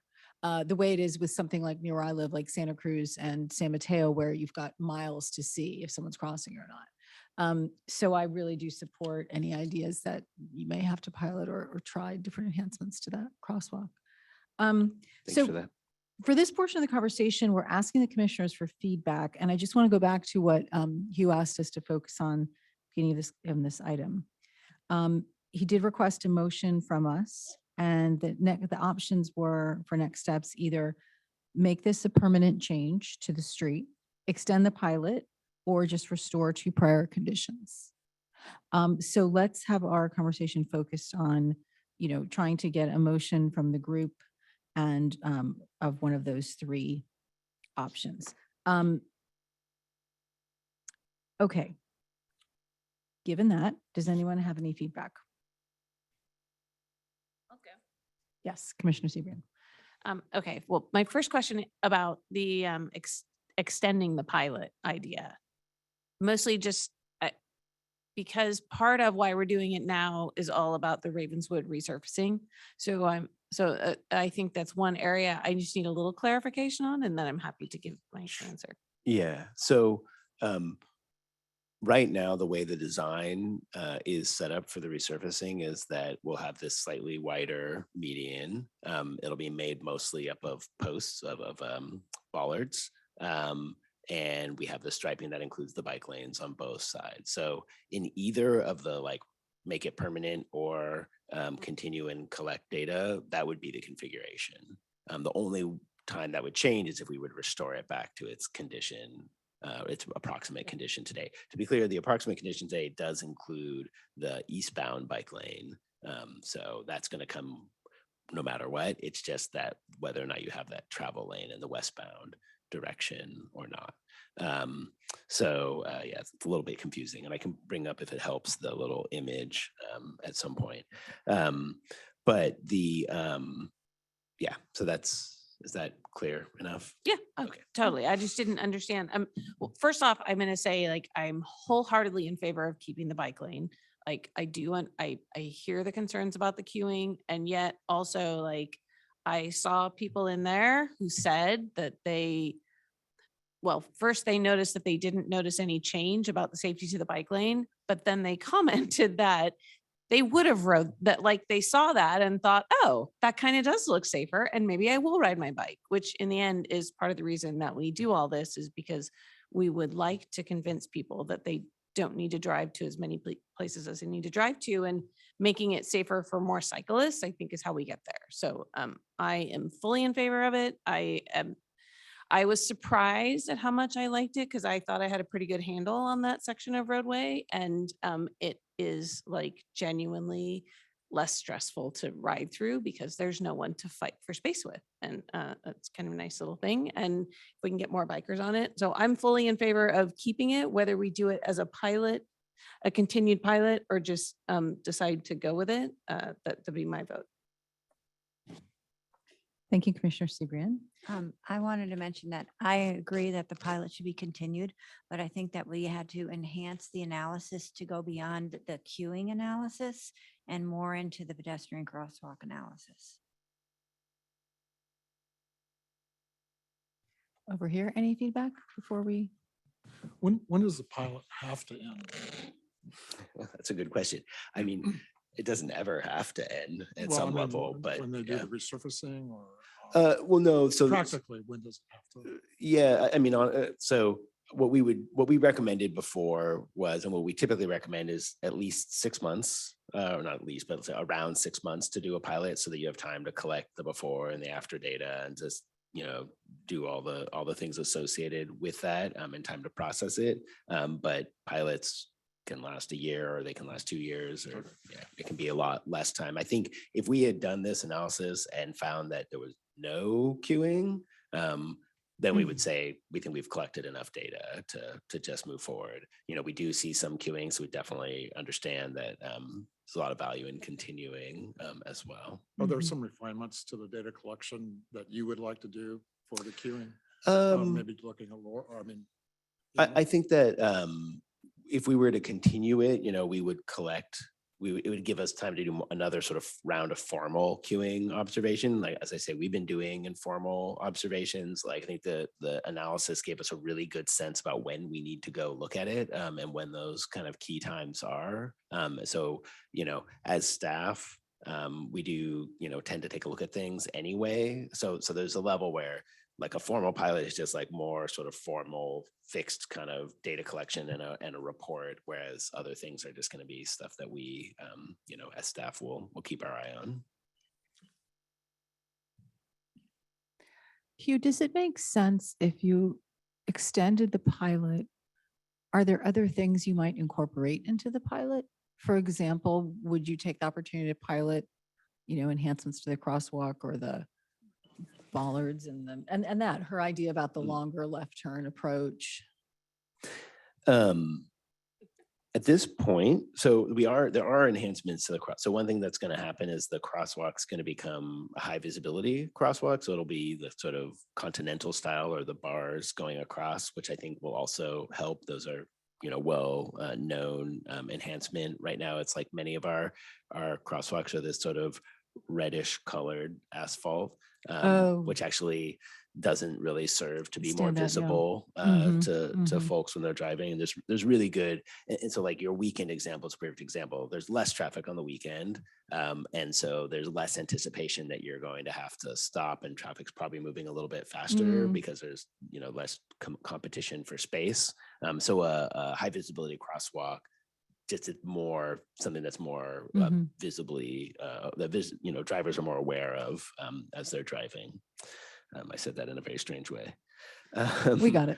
So, and then, you know, I think that there might be a slight addition to the pocket, the left turn pocket. There just really isn't a lot of room to work with. So it's certainly something we'll look at.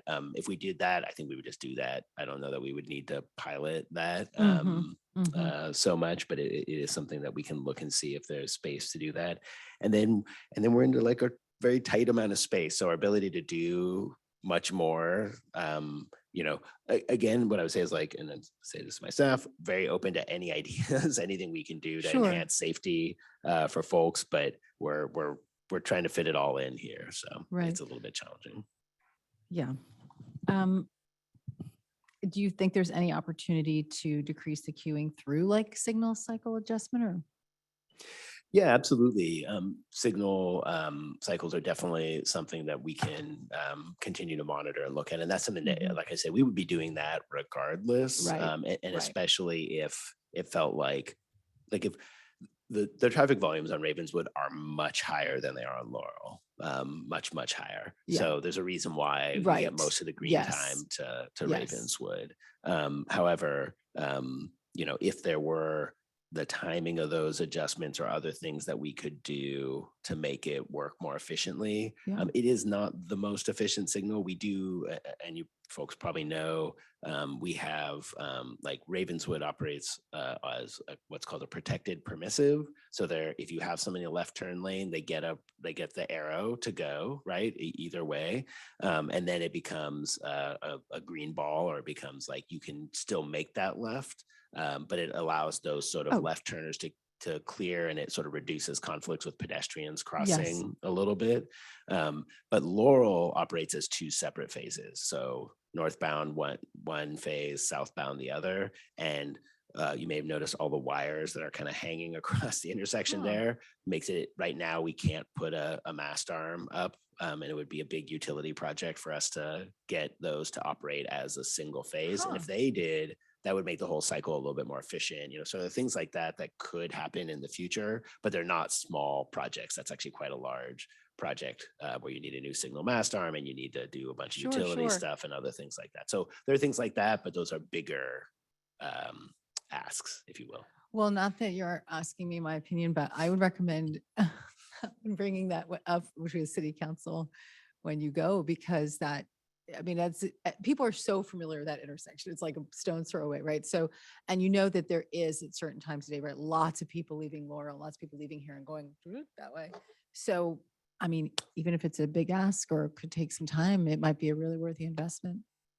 And I think one thing we might want to do, just for any members of the public who are watching as we get to a motion stage, is just, and also for the question that you asked, could we just put up a split screen? Can we put up that slide where it's like the purple and green, where you can, because I think that slide is very compelling, in that it shows that you've got a continuous bike lane, and then it's a space where you don't have a block, where you just don't have a bike lane, and then it picks up again. And I think that, here we go. So as we were mentioning, that purple broken line is where the pilot was. So you've got bike lane, then sort of nothing. And that's really why the pilot came about.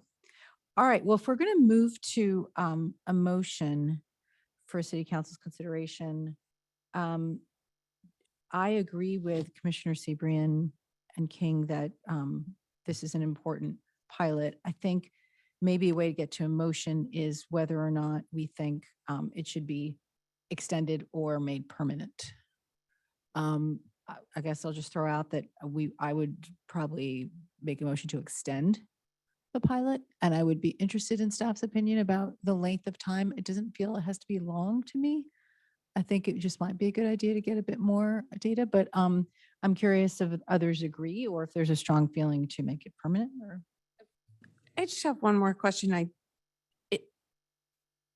How does extending the pilot and making it permanent look any different on the Tuesday that we repave Ravenswood? It'll be a Saturday, but sorry. But it won't, like, physically, it won't look different. What'll be different is just the effort put into kind of data collection and stuff like that. oh, okay. Okay, so if we vote to extend the pilot, we're still going to paint the bike lane green while we're deciding how much longer we want to keep it. Is that? Yeah, correct. To the extent it's painted green, yes. Are we allowed to ask you, Hugh, like, what do you feel are the pros and cons of extending or going into a permanent state? Do you think, what are the pros of extending it rather than going into a permanent state? Let's put it that way. I mean, I think you're getting more data, and you're getting us coming back again to we'll definitely be coming back to report back. So we'll collect more data. We'll come back to you. We'll come back to council for another look at this, another kind of action on it if it's extended. If we don't, we would only come back if, for one reason or another, one of you asked us to bring it back, or multiple of you asked us to bring it back, or council asked us to relook at it, or something like that caused that to happen. Otherwise, we wouldn't be planning to bring it back. Okay. What's the opportunity cost for staff? So What else could you be doing if you weren't analyzing this for another 6 months? I mean, the amount, so there's going to be some data collection costs associated with this. And then there's staff time to, prepare the reports and one thing and another. It's not like we could take on an entirely additional project, but it is staff time. It takes a number of hours and weeks for us to do this work. But currently, there's no other options on the table for making that stretch of road safer for bikers. Right. Would you be wanting us to suggest how long that pilot should be, or would you just be looking for us to say, keep gathering data and? Yeah, I don't think we need a formal timeframe unless you have a strong opinion about that, and we'd welcome that. But if you don't, I think what we would do if you wanted us to extend it is kind of carry it through into the fall, probably do more data collection at that point. We could do some in the summer, but summer traffic volumes are also a bit lower. And then, be bringing it back kind of later fall or winter in terms of timing. I have to say, I feel like the pilot from a bike perspective is a little bit deficient because you don't have the continuous lane to El Camino. And because it's sort of a piloty type thing, it's not as well delineated. And so you still have drivers who are using it just for kicks or to get around the bus or whatever they're doing. And so it's hard to know what volumes would be like for cyclists if you had something that was slightly more permanent looking and that extended. And I just want to point that out. I know that's just a problem that we have.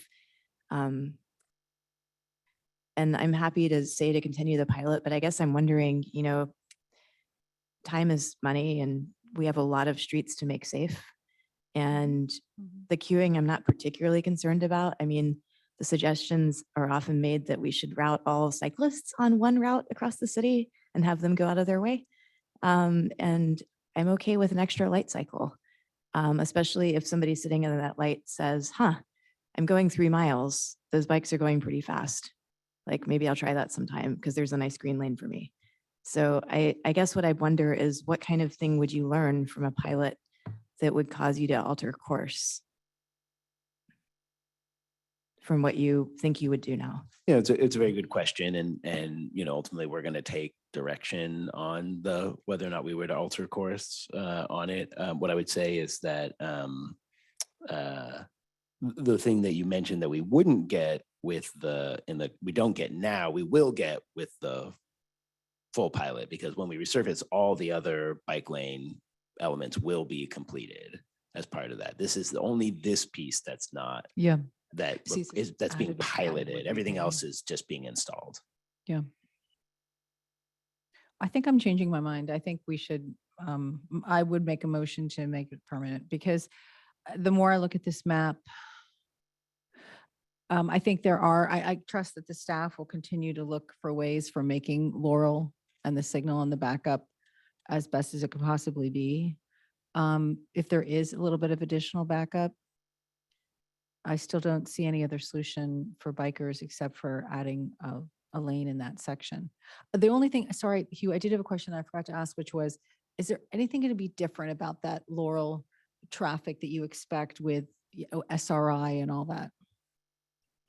5 years. Okay. Yeah, I mean, that's something that we're in the process of evaluating as part of the review of that project. So it is something that we would be looking at. That it could also be a potential way that improvements are made at that intersection to the signal system as well. Okay. Well, I think, I guess I'm going to make a motion to make the, sorry, if someone wants to make a motion, it's fine. I'm getting a little bit two minds. Can I ask a quick question? Commissioner King had asked for more data on pedestrian around the crossing, and I wanted to hear, that was a very pithy comment, and I'm wondering if you could elaborate a little bit, because I'm kind of inclined to just go for it, but if there's something that you think we should be learning before we go for it, I want to know. I'd like to know. Well, I guess there's not additional data that I want to see. I just want confirmation. Yeah. That that's going to be enhanced as well, because our entire discussion has been on automobile queuing and bicycle lane enhancement. So I really just wanted confirmation from Hugh that we're going to see that enhancement for the pedestrians as well. Yeah, And I think I'm comfortable. I with that. agree. Go ahead. Yeah, absolutely. If I may, I can just respond to that. The reason for the focus on the queuing is just because that was the sort of fatal flaw concern that folks had. And so we wanted to make sure that we were really checking that out as thoroughly as we were able. But 100%, we're thinking about this as a safety project. So it's about the safety of the people traveling along. It's about the safety of people crossing. It's about all modes, and absolutely trying to cover all of those things as we look at this. Another question, when we talked about the extent of time the period of time that we would extend the pilot, and I was trying to get at what's kind of the standard amount of time you usually devote to pilots like this. For me, extending it into the fall and everything seems like an awfully long time. And I thought you were going to say something like extend it through the end of June, that sort of like 3 months is typically enough time to learn. And I guess I'm looking you a little bit for that kind of standard, guidance around standard time frames, because maybe we do vote to extend the pilot until the end of June. So we see some more school traffic and. So yes, definitely understand that. And that makes sense. And part of what is in my head is what else we are doing and what else has to happen by the end of June. Oh, okay. And so extending it, we would have getting up back out, doing more data collection, Sure. writing another report, all that stuff. We got a bunch of other items that are going to come to you, that are going to come to council. And the other thing about a pilot that in principle, I like to see when we do a pilot is like you do 2 different seasons that are, there's a spring is a little bit heavier of traffic typically, and fall is a little bit heavier traffic typically, and other times are a little bit lower from a seasonality perspective. So if you were worried about that kind of thing, having those sort of different times of year can be helpful as well. I'm going to make a motion because we still have another item to see if I can bring people with me. I would like to move that despite the temptation of collecting more data, that we go ahead and make this permanent. And are there caveats that people wanted to add to that? No? Well, we could add the supplemental of asking staff to revert with different actions around the pedestrian piece, or even if it's reporting back what you've done, or we are deeply interested in that. So we would like you to come back. Yeah, I mean, that is one of the most dangerous pedestrian crossings in the city, right? Maybe not statistically, but we have a higher volume of pedestrian accidents there, probably a higher volume of pedestrians too. So Historically, absolutely. Yeah. Okay. Yeah. That's But less significant. so since 2019, right? Or something. recently. And I would say since the median went in, I think had a big impact on bringing all collisions down. So I'm going to make the motion really simple then. I just move that we make this permanent and not spend too much time focusing on it. I'll second.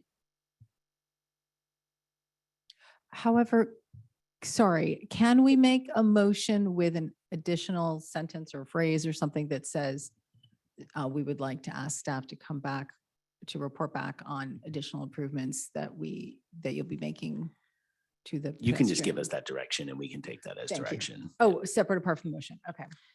Can you mention that to city council though? It Yes. seems like it's come up as something that's Yeah. very important. Can Commissioner I King. No, ask we a- can absolutely mention that in our staff report. We'll add Thank that you. to the staff report. Thank you. Oh, that is what I was thinking of asking, is whether what you're asking for could just be part of the thing that sometimes happens at the end where Kevin's like, we did this and this and this and this, and here's how it's all going, instead of a whole like PowerPointy bit about it. Yeah. No, we That- try, we believe that that we're what of you like said, Hugh? minds, that this is an important crossing. Okay. We're not asking for anything specific other than just to be updated. Yep, about- understood. So do we vote? I think it's Kevin. Sorry, thank you. But just to clarify, would then the commission expect a report back or simply a mention to the city council in the staff report would be sufficient? I mean, it's something we're going to look at anyways, but just to the amount of detail that you're looking for, I just want to make sure that we're on the same page. I think it would be, it seems like an area of focus for you. I think we're saying that anecdotally and from our observation, it seems like a very critical crosswalk and it could use more enhancement. So I think we would be all right with you, Kevin, in a future commission meeting or meetings, keeping us apprised of the actions taken by staff. Sounds good. I think that's fair. Great, thank you. So we do have a motion by Commissioner Baruzzi and a second by our co-chair, Vice Chair Sabrian. So for those that would like to vote yes to the motion, if you can just go ahead and raise your hand, that would be, okay, great. I'm seeing unanimous hands. Great, thank you very much. Thank you. We're going to move on to business item D4, update on El Camino Real pedestrian and bicycle improvements. I would like to reintroduce the infamous Hugh Loach, our Assistant Public Works Director of Transportation, to introduce this item. Thank you for all these presentations, Hugh. Great job. You're stuck with me again. Let's see. Oh, yes, we are. Next presentation.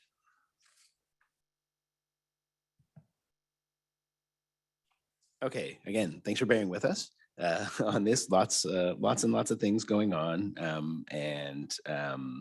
This one is a little bit of a kind of combination of a few different things we have going on, but they all sort of fall within the realm of how do we improve the crossings of El Camino Real. And they're pieces that we've been working on for quite a while. So I'm not going to go through everything that was in the staff report because there's just a couple that I think in particular we want to make sure we get feedback on, but I'll give you some background, talk about the needs we've identified, and then talk specifically about Ravenswood, about Santa Cruz, and about Oak Grove, because those are the three kind of major ones.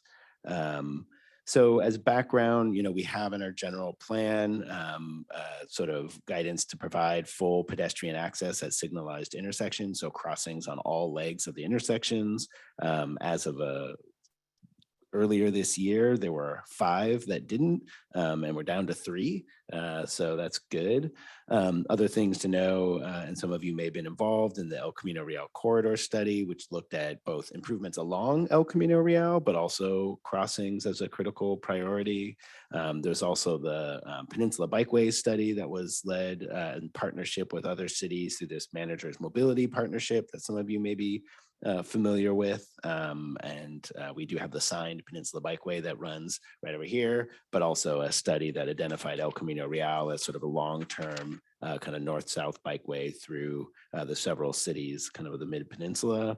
As I mentioned, Middle Plaza is now about to be occupied. They did complete 2 of those legs of the crossing at Cambridge and at Middle. So those both had only a crossing on one side and they completed the other.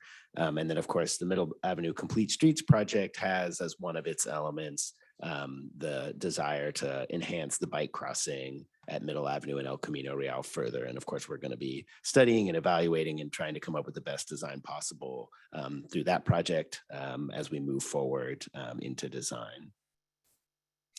I mentioned a lot of these already. There's just a quick graphic to show where these improvements are that we're talking about. So the little orange colored crosswalky looking things are the places where we're completing those missing pedestrian crossings or have. And then the blue dots are places where we're talking about potentially reducing or essentially removing a separate right turn lane and combining that with the through lane to allow for sort of enhanced bike and pedestrian crossings.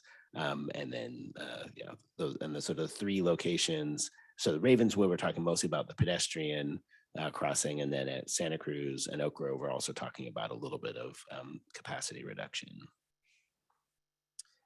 So Ravenswood is the most advanced. We did start a contract. We did bring on a contractor, gosh, more than a year ago now, to look at adding a missing crosswalk, the last missing crosswalk there. They're at actually 95% complete design documents, of which there was a sheet included in the staff report.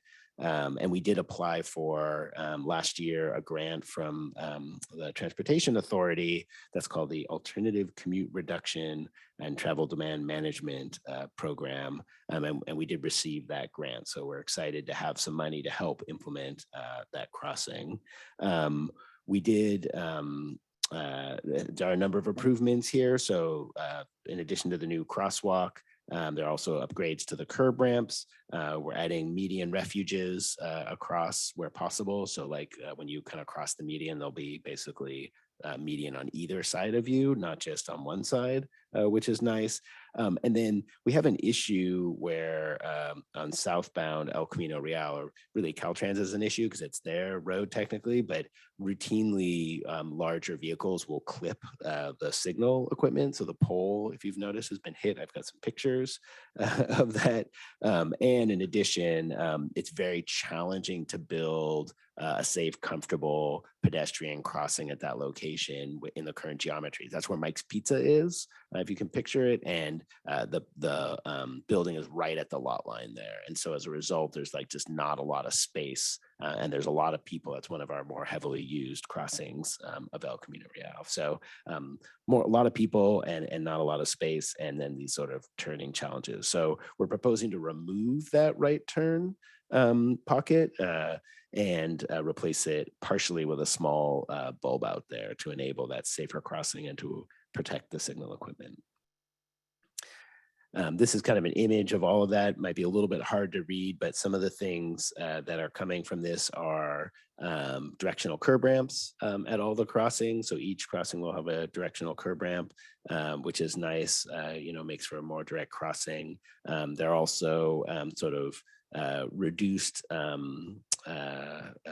curb radii in all cases, and that does help sort of slow traffic as it's moving through the intersection, which is good because we do have a lot of people walking around here. I mentioned the refuge and the medians and the bulb out that's down here on sort of the corner of Menlo and El Camino Real. And so that would mean right turns would happen from the rightmost through lane in that case.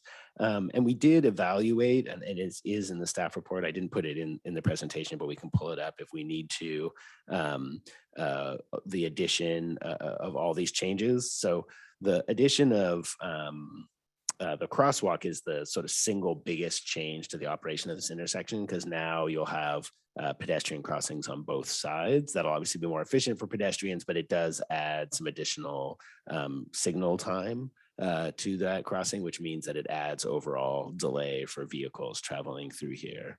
The addition of the removal of the right turn pocket from El Camino Real onto Menlo adds a little bit more delay, but it's quite small. And again, much like we talked about with Ravenswood, El Camino Real has the vast amount of green time on this corridor. It's the more heavily used street. And so there really isn't that frequent a time when you're traveling along El Camino Real and you don't have a green time, you'd be waiting a long time to make that right turn. So it's measurable, but it's not significant in my opinion. Hugh, sorry, just really quickly, you're talking about making a right-hand turn, traveling on El Camino South and making a right-hand turn onto Menlo. Yeah, so you would be doing that from the rightmost through lane, because there'd be this little bulb out right in this location. Can you still make a right if you're traveling Menlo Avenue you can toward the east? Can you still make a right on El Camino? Yes, there's nothing that would restrict you right now from making a right turn on red. Okay. Except for the car. That is a left turn and a right through lane. So if somebody's going through from Menlo onto Ravenswood, it would be Wait, I'm restricted. sorry, there's not two lanes on Menlo going There are east? two lanes. One is only for left turns and the other is for through. No, that's and for right. left and straight. Oh, you're right. Take it all I the guess time. they're both through, both are shared. Sorry, Yeah, I they are. apologize. It's quite all right. It's quite all right. Quick question actually keep going. I'll write it down as my clarifying question. The other thing we will be adding, and actually, I think I've probably mentioned this, or Kevin has mentioned this before, but state law now requires Caltrans anytime they touch the signal at an intersection. Of course, you will have to touch the signal to add the new signal heads to add leading pedestrian intervals. And so you'll see more and more of those popping up on state highways, and we do have them at some of our city signals as well. So that also will be added, which adds a couple of second head start for pedestrians crossing. Okay. That's the end of the Ravenswood part of the presentation. So if you have Ravenswood questions, should I pause and take Well, I those? guess I just had one, which was, I know that's really a complicated intersection. I'm just curious if there have been a lot of collisions there. Or if that's just, it's just not well designed, you know what I mean? Or is it that there yeah. actually are collisions? There are, well, you mean of the what sort I was talking about with the signal pole, or you mean more generally? Just more generally. Yeah, no, they're definitely, if you look at, I don't have that right in front of me right now, but Sure. what I can tell you for sure is that El Camino Real has the most collisions of any Yeah. corridor in, Yep. in the city. And for another time, I'm sure, but I don't know if we're thinking about revisiting, and you would have a best opinion on this, is the bike lane kind of funniness there, here on that side. Yeah. Part, Which on that part. On Menlo. But we can talk about that. So what sorry, I would continue. tell you right now is that there is enough space to stripe a bike lane as far as Doyle without any change in that area. So you could do a short stretch of extended bike lane there. And then after Doyle, you would require parking removal on at least one side to continue a separate bike lane. Hugh, I had a question. So. Yes, go ahead, sorry. Doyle's the first street right there you get to. Yes. Yeah. Is there any consideration, given that the southbound El Camino right turn only onto Menlo is removed with that bulb out by Mike's Pizza? Is there any consideration to removing the median on Menlo? So the median on Menlo is just paint. It is, it's not raised? It's not raised, and there's nothing, it's not raised at all. Yeah, it's just paint in that. Really? At the Really? I'm end not of- sure about that either. At the end of the intersection. Maybe at the, Right in the, when mi- you cross the first little stretch of Menlo, Mhm. I know because I'm always at the front, like the bike box, that there is, I think there's curb and concrete in the middle of Menlo, right at the very, right. I think not at the. by very Mike's end. Pizza.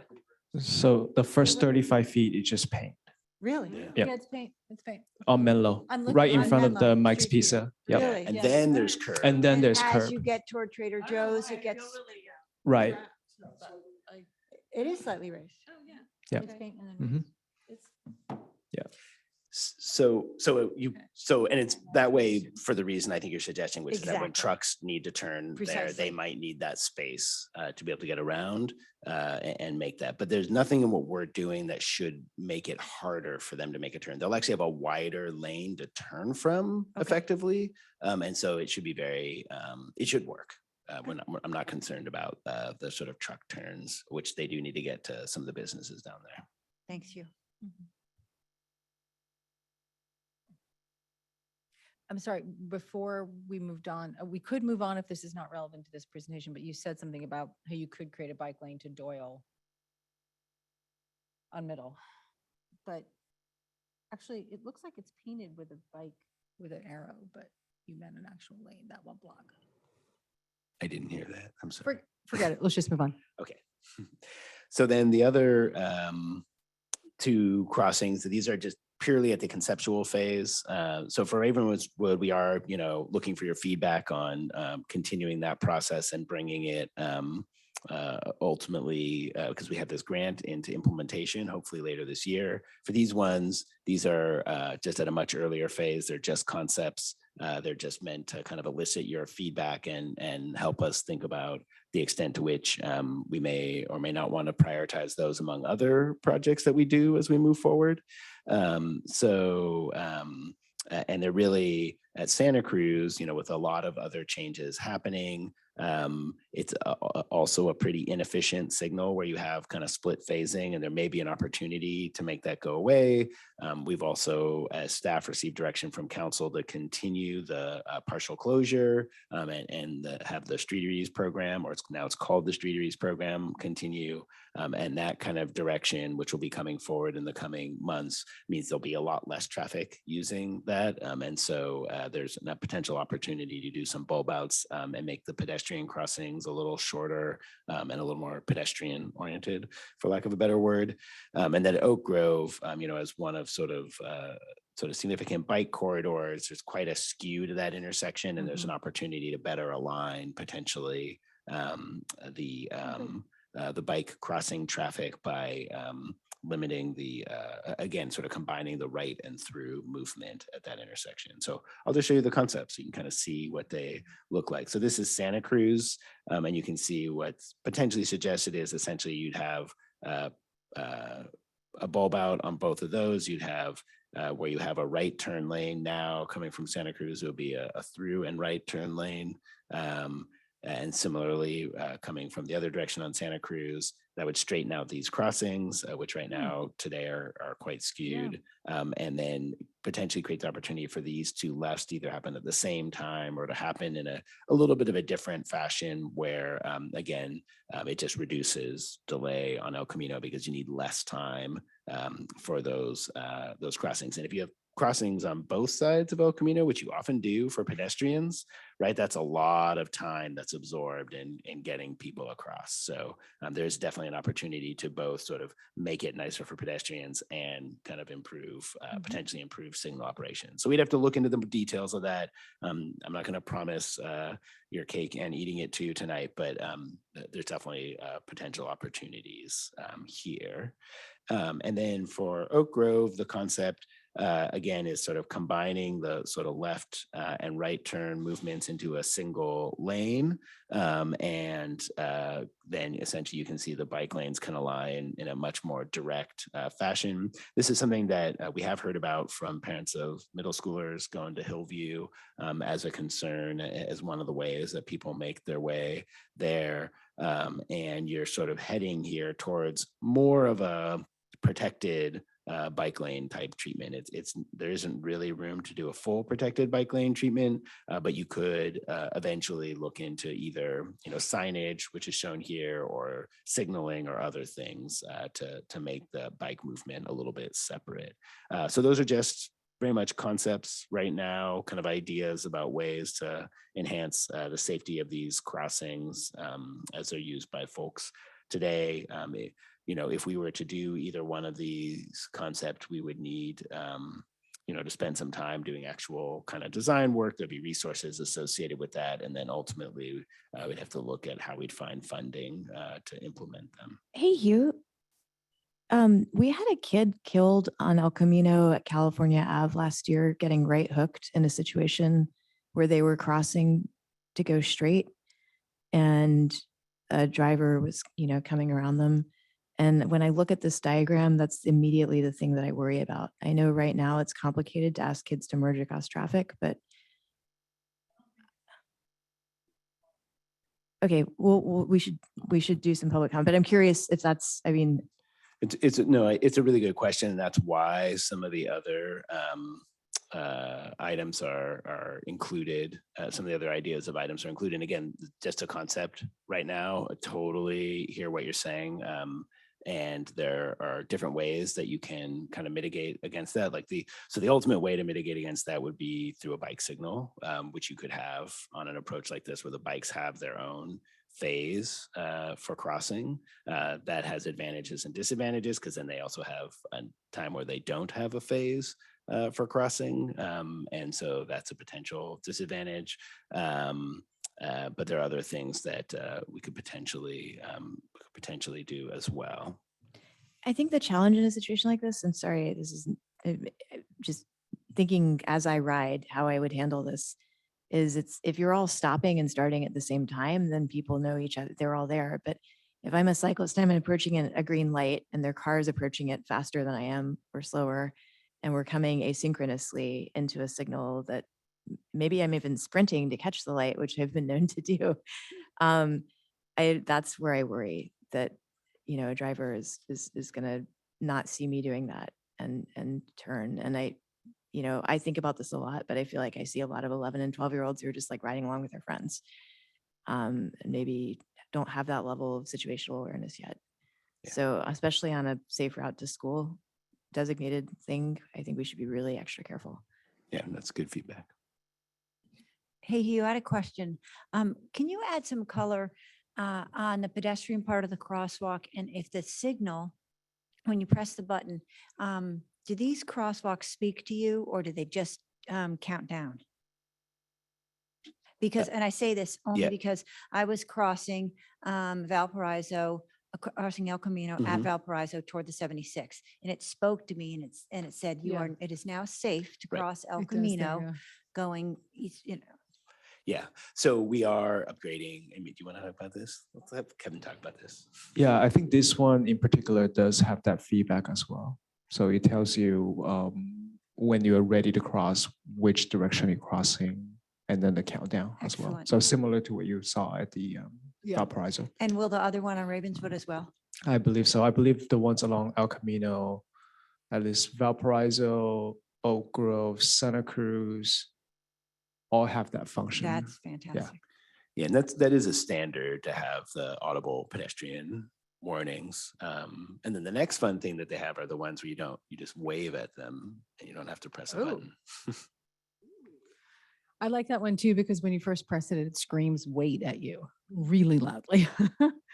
So it's very effective. Wait. All right. Well, if we have no more clarifying questions, Patrick, are you done? Sorry. I thought you were done. Yeah. Oh, thank you. Okay. I thought you were done. Sorry. All right. Well, then Hugh, is this an okay time to move on for? No, I have one more clarifying question. Sorry.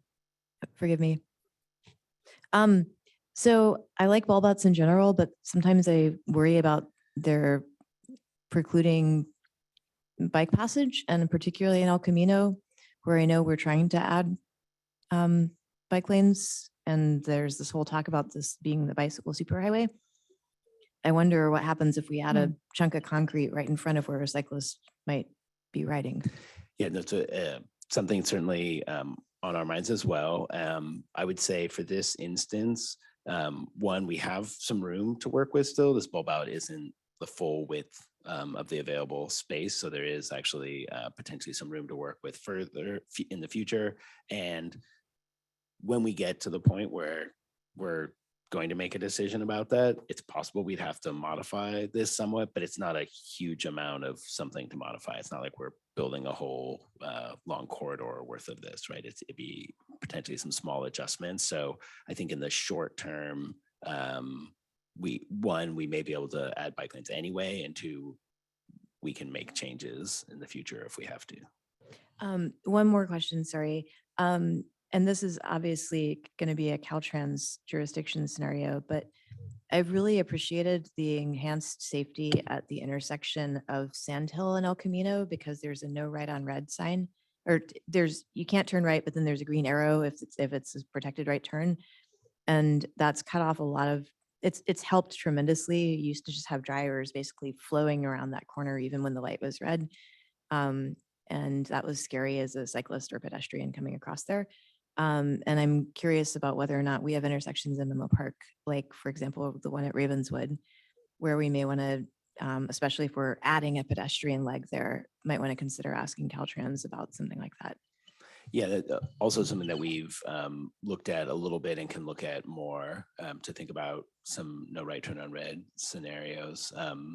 There are a couple different places in the city where that might be something we'd want to look at, but there's a lot going on as well at this intersection, and the right turn movement is, the left turn from Ravenswood onto El Camino and the right turn from El Camino onto Ravenswood is one of the more significant movements. So getting that approved by Caltrans may be challenging, not impossible necessarily, and certainly something we can look into.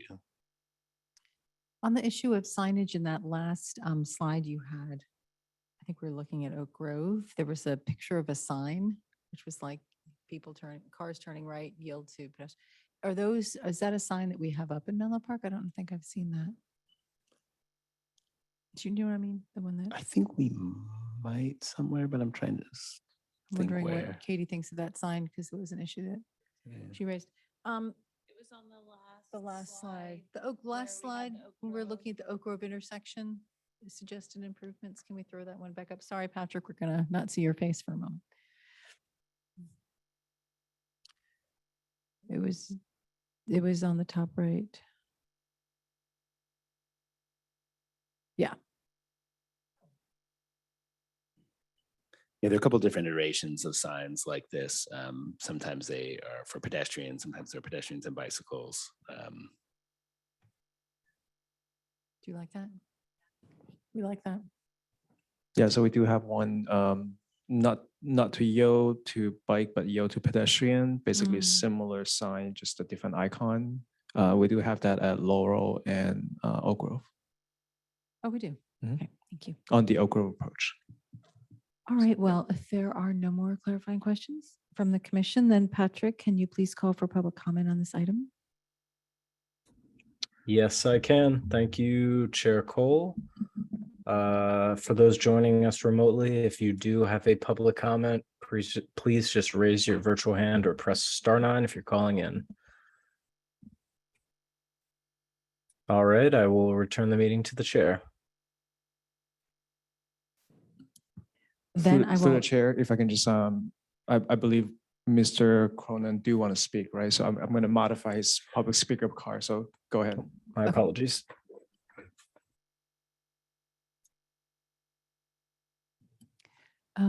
it will be in. Yes, okay. I would just like to comment on the proposals for Oak Grove and, well, particularly Oak Grove, that if at all possible, if there's enough pavement, that the treatment of the bicycle lane and the right turning lanes be the same as westbound Ravenswood, where you have a right turn only lane, a through lane, and between those, there's a lane for through bicycles. That eliminates the right hook problem.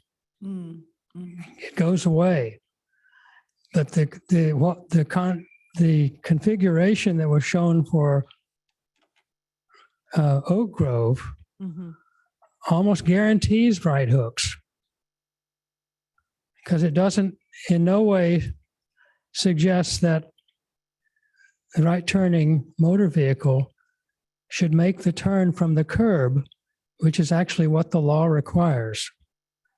They tend to just make it from, for some reason, they don't want to enter the bike lane to do that, and that's not legal.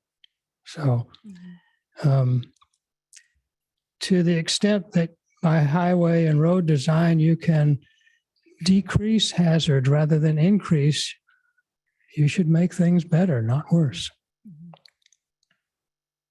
Thank you for your comment.